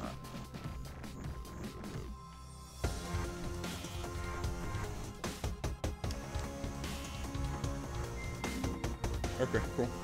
So we can do a VR test. What's up, CG Warp? How's it going? So we can do a VR preview here. Oh god, what's happening here? Oh, I know what's happening. All right, so what happens is I have to play test it a couple times to actually get it to run at the proper resolution. I don't know why. I don't know why this is lagging so much.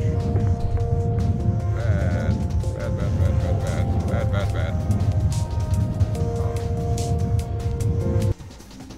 Doesn't normally do this. Uh-oh.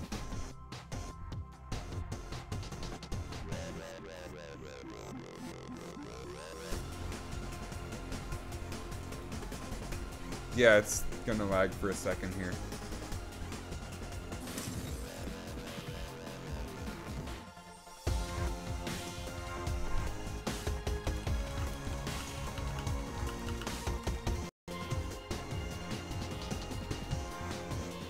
Okay, we're back. Sometimes when I test play in Unreal, it starts lagging like crazy like that. When I test play VR.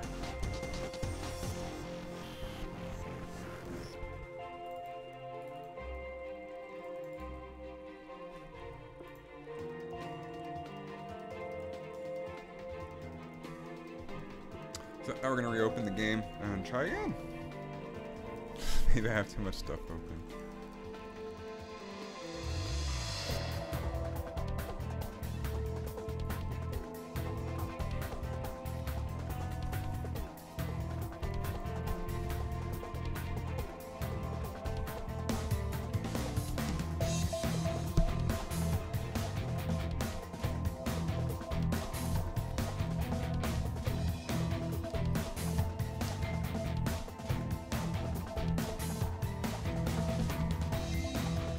Critical error.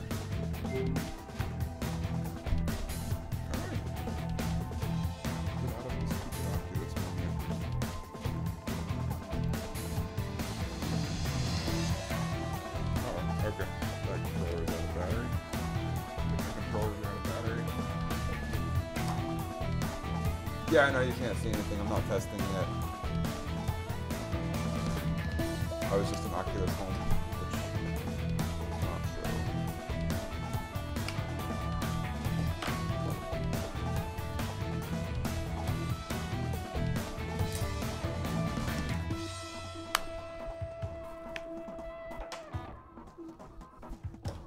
Alright, second, find some batteries.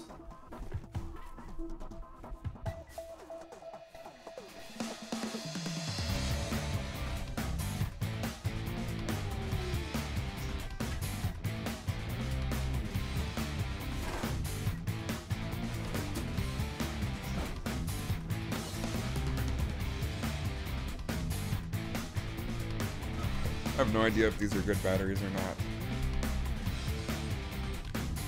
They were not in a package. They're probably dead.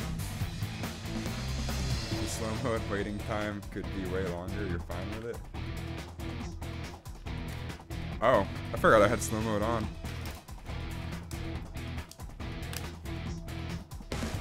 Oh no, no mods, and I'm gonna have the headset on. I just want to see if these batteries work. Yeah, they did. Cool. see the VR mirror. That's fine. Let's see if we can get this running properly.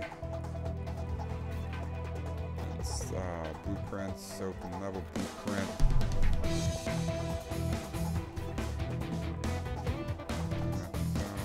VR pixel density. Cool.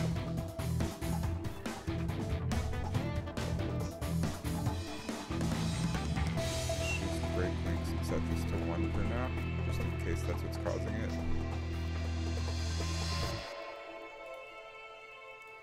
Now let's hit play. Nope, super laggy.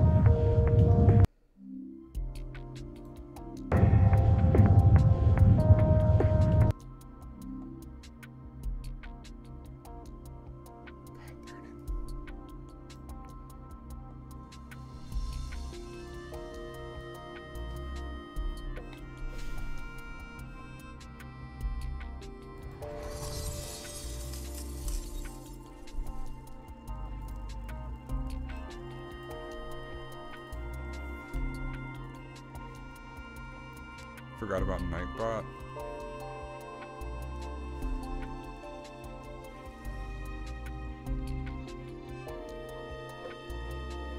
Oh right, Nightbot. Yeah, he'll stop you. He'll stop your evil shenanigans. It's 10 for me. It is 10 for me. I need to go soon. I just want to get this working really quick. Don't know why it's lagging so much.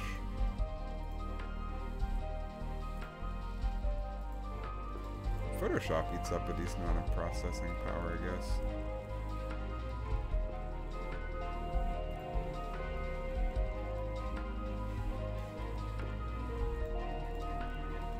Maps. Home screen? No. Let's do Descend. No, I don't want to blow up. That's a really bad way to die. That's why I don't keep explosives in the apartment. But there we go. Weird. So weird. Anyway, now we have our hands. Oh no. If I touch the button, it lights up now.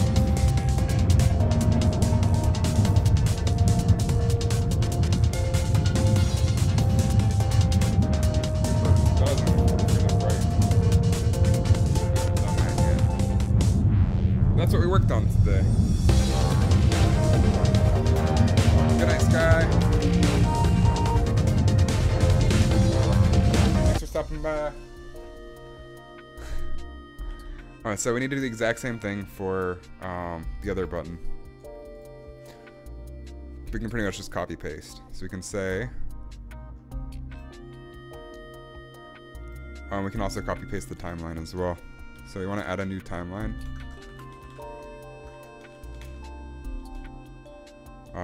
Right button anim. You can copy paste all of this.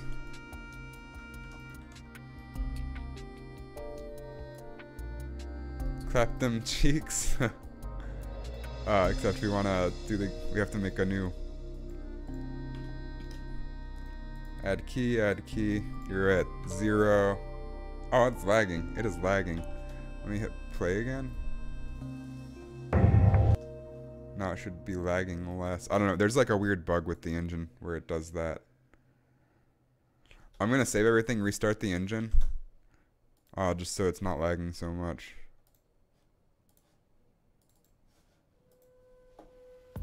What's up, Double? How's it going? Making progress on the game.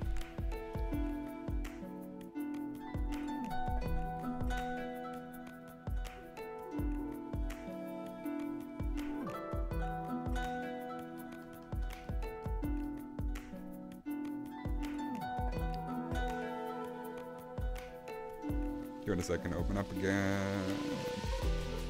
Cool. Go back to Descend. Grab this. So we want the right one to be 0, 0. And then 1, 1. Cool, cool, cool. Director interface actions. So we have a new timeline for the right. Grab the new track, set that to the alpha, set that to the alpha. And now, rather than left button matte and left button art, we want right button matte and right button art.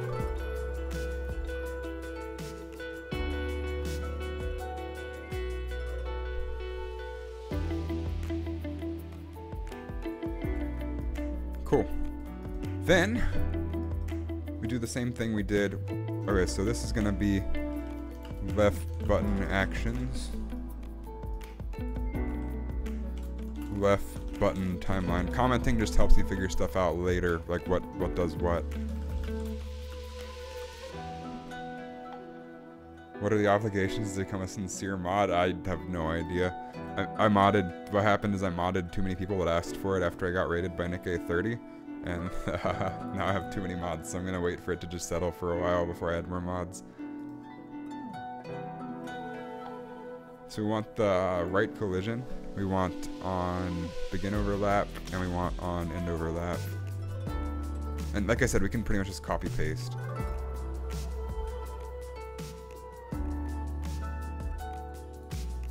So you can Control C, Control V. And well, next time I stream, since it's about bedtime, next time I stream we can add like some vibration and sound effects and stuff. So button left art, button right art. And then left button matte is gonna be right button matte. And then copy, paste. Other components. Then rather than left button anim, we want right button anim. Oh, I'm bad at typing. Random capitalized letters. And that should all work now. Should work fine.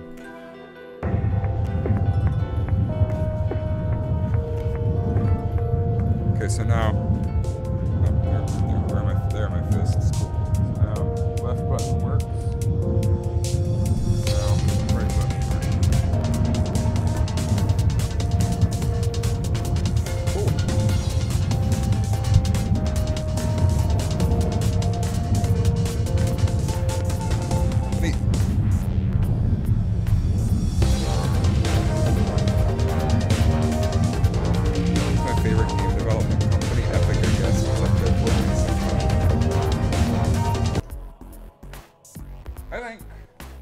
That's enough progress for tonight. It is 10:07. I need to play a couple rounds of Fortnite with some friends, I think, and then go to bed.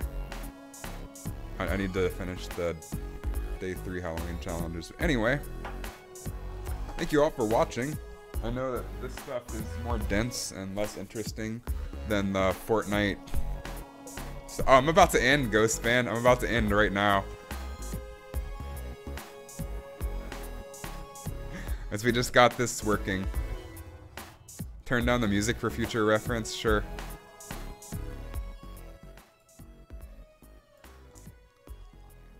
I'm sorry, it's 10:08. I always end around 10 or 10:30, but we got what we wanted done today. And we could do one more thing. We can bring the fists in. Let's do that.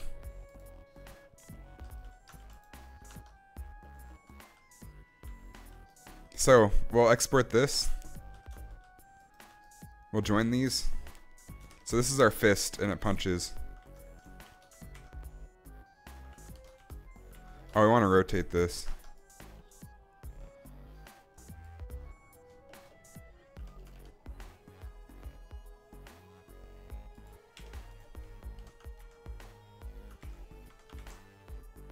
So from our view, it looks sort of like that. Miles has returned right at the end of the stream. Miles, what's up? They want to affect our rotation. This is Quaternion. I probably should have set it to Euler or Euler.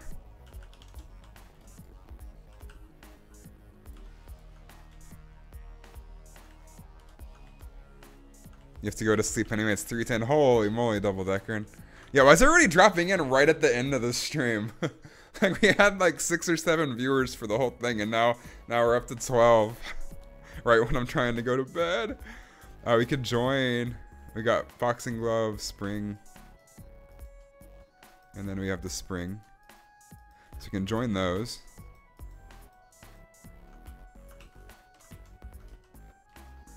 Probably want to add a bone for root.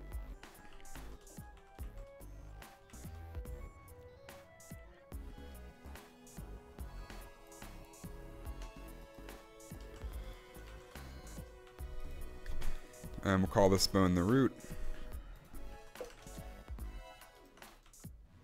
And then under the vertex assignments. Oh, they did that? Oh, man. Whoops. Whoops, whoops, whoops. This is bone 16. So I want to assign this to bone 16.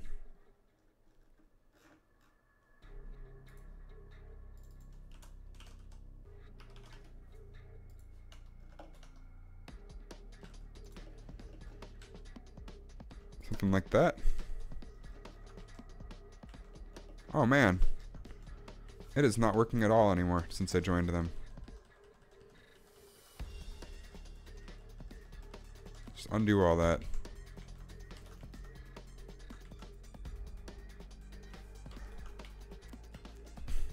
This might be too much to get done tonight. We want the idle position to be... I mean, yeah, let's just... Oh, I see what's going on. So we want to have the armature modifier still, so...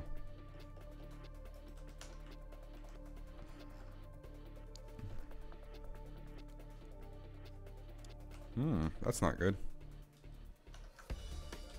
Okay. We're gonna have to do some... We're gonna have to do some witchcraft here.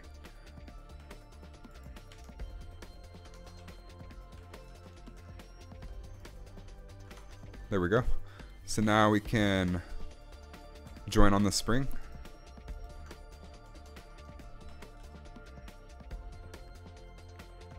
Parent the fist to bone 16. Assign that. Still works, but it's all one object now. It's one skeletal mesh. Not too much brain power, just go to sleep. You need a computer to make games, you don't have one. Yes, you do. Yes, you do. Unfortunately, need that. And we still want the root. So we'll still add the root bone. I'm just gonna speed through this stuff because I want to get it working. Favorite Pokemon, Squirtle. We'll select this stuff and assign it to root.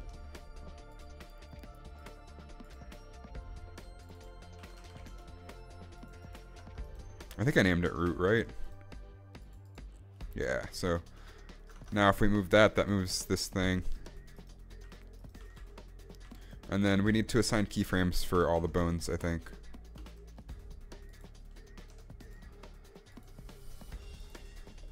And then we can delete the idle pose now. Bam, punch. We punching!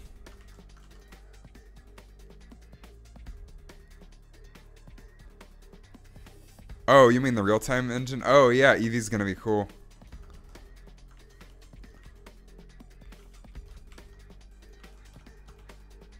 I've messed with it some. Not a lot, not recently. What game am I making? It's called Punch Bomb, Hristo Masengov. It's a VR game where you punch things. It's a pretty good workout. It's on Steam Early Access currently. Just search Punch Bomb in Google and it should probably come up. But I can, heck, I can just show it.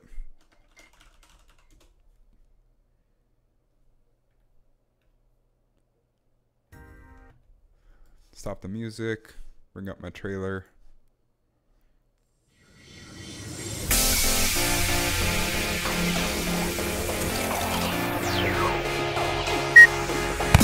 Okay, that's loud. That is so loud.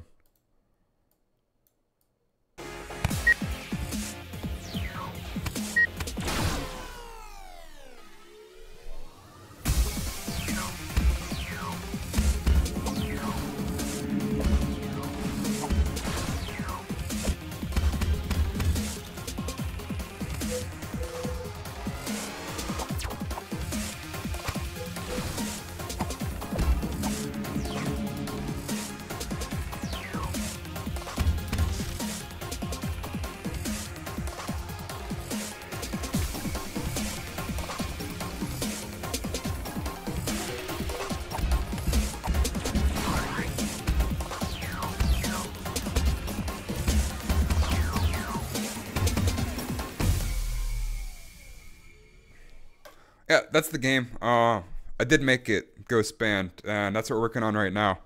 We're working on this game. This is a third game mode that I'm working on, where it's like I'll do simulate. It's like a procedurally generated collecting and dodging game.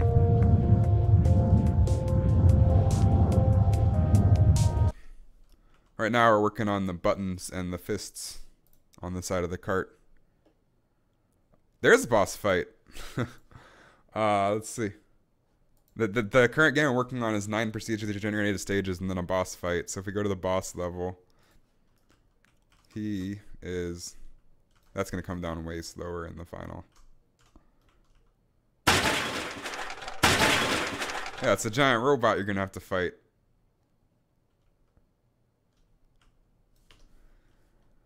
What's up, Kevin Ramirez? I'm subbed to Maddie NF. Yeah, Maddie NF has rated me twice. I'm fond of her. Is it on PS4? No, it's only for PC. It's for the HTC Vive and Oculus Rift. And it's room scale kind of game. You can't. The problem with PSVR is it's best suited for 180 degrees rather than 360 degrees. Anyway, let's go back. I have to go back. And then let's finish up these fists. So that's all one object now. So now we can export. And we have an idle animation too. That should be working fine. Cool. So we can take our skeletal mesh. We can do file, export. We're going to want to drag this down to match up with the railing and move it inward. How much is it? It's only $8. It's a simple arcade game, and it's been a big learning experience for me, so I wanted to price it fairly. I didn't want to... And we already had the discussion about me thinking gamers are pretty entitled. You got to go... All right, later, CG Warp. Thanks for stopping by. So we'll do File, Export, FBX. We want to export Mesh, Armature, just export everything. It's whatever. Selected objects, apply modifiers, face smoothing, animation, yep. And this will be transport underscore fist. Is it on mobile? No. It's only PC VR. Tomato is actually the grill sergeant or whatever he's called in costume. I didn't know that. So I'm making a game that's about boxing because punching is like boxing sometimes. No. So like bombs appear around you, and in the classic mode, bombs appear around you. You have to punch them away before they blow up. Then there are different varieties of bombs. Like some of them split into multiple bombs. Some of them turn red. You have to avoid the red ones. Some of them you have to punch twice. And you can do combos and unlock different fists and stuff. Boxing would be if you're fighting an opponent and they're boxing at you, I guess. I don't know. Right, transport fists underscore UE4. So export. Yeah, we can export that. We can come into Unreal. We're going to go to our elevator blueprint, which we can find here. We can add a fist section. Grab our fist FBX that we just exported. And we want to skeletal mesh, include animations, set range on those. Or we'll set range later. And we'll hit import all. Multiple roots found. We only support a single root bone. Okay. I know what's going on there. The problem here is that this is a root and this is a root. So we want to set the parent for this to the root. So we only have one root. Then re-export. Oh, I also need to add keyframes to the root for the idle.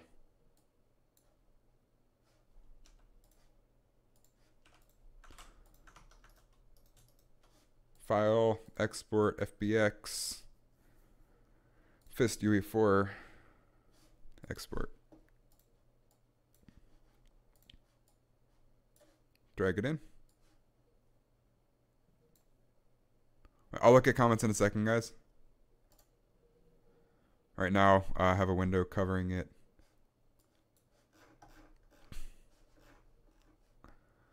All right, and then let's see how big of a disaster this is. It's got idle. We have punch. Let's see what that looks like.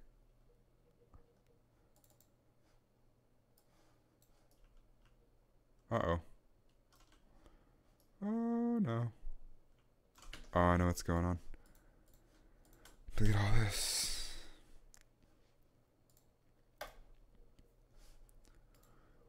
Ah, it's 2:10 a.m. Holy moly. TARDIS leaves. All right, later, Miles Miller. Thanks for stopping by. What website am I using to make the game? I'm using a game engine, the Unreal Engine, which is what Epic uses to make Fortnite. They create the engine, and anybody's free to use it. How's my night? My night's all right, Arnolfo. We got a lot done. We got the buttons working. Anyway, there is an issue with armatures in Blender. If you export them and their name is armature, it does weird stuff in Unreal. So we're going to title this Transport Fist Armature. And then re-export it. Lots of re-exporting to get this right.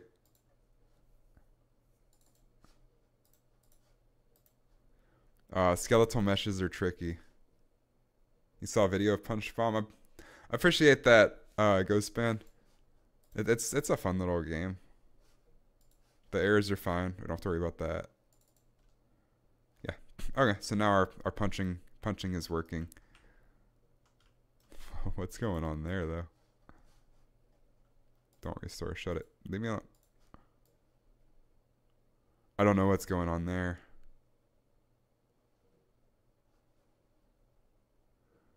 That's super weird. That is so weird.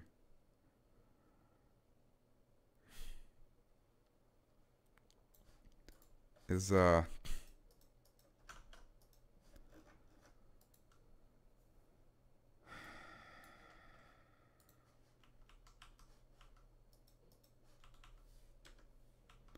shouldn't be doing that. Oh wait, let's see if it's inheriting scale. Shouldn't be. It's not. You've been watching for 2 hours and you're thinking of sleeping. That's totally cool. Have a great night, DJ Beans. Thanks for stopping by. You've got an idea? Why don't I make pumpkin fist since it's almost Halloween? I would if I had time to get that done before Halloween. This stuff takes a serious amount of time. If you're doing holiday events, you have to plan that out like a month or two in advance and have all the content for that done way ahead of time before you launch it, and then advertise it so people know that it's happening. Once the game is out of early access, I'm gonna do holiday events for sure. That's been in the planning. I don't know why it's doing weird stuff with the scale. That's super strange.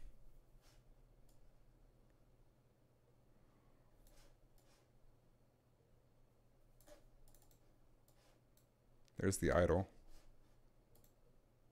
That's exactly what we want. Cool, cool. The punching is strange. What's going on there? Look at that. I don't know why it's doing that.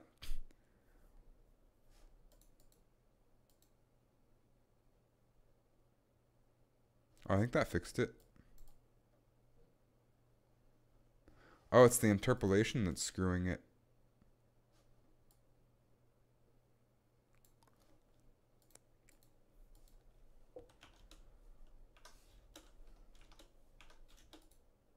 We'll just do step animation then. That's so weird.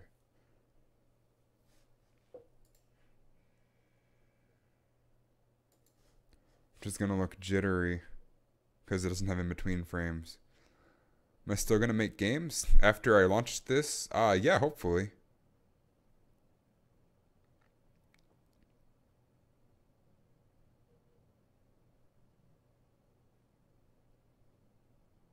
I'm sorry, Andy. Oh, what was the game I stopped working on gonna be about? Oh, I missed that comment completely. Wow. I am sorry, Andy. The game I was working on, the first game I was trying to make was like a multiplayer arena kind of thing, like a 1v1 kind of VR fighting game where you're each on separate platforms, like throwing projectiles and stuff. But for a first game project, multiplayer was just way, way too complicated.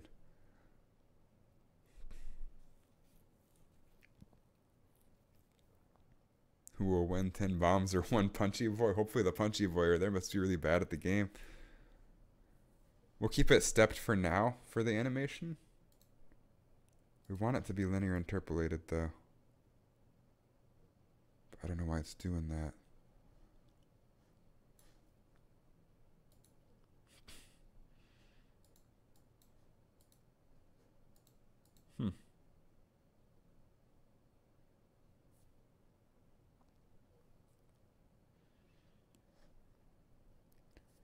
Huh, huh, huh. What to do? What to do? We'll just do steps for now and then fix it later.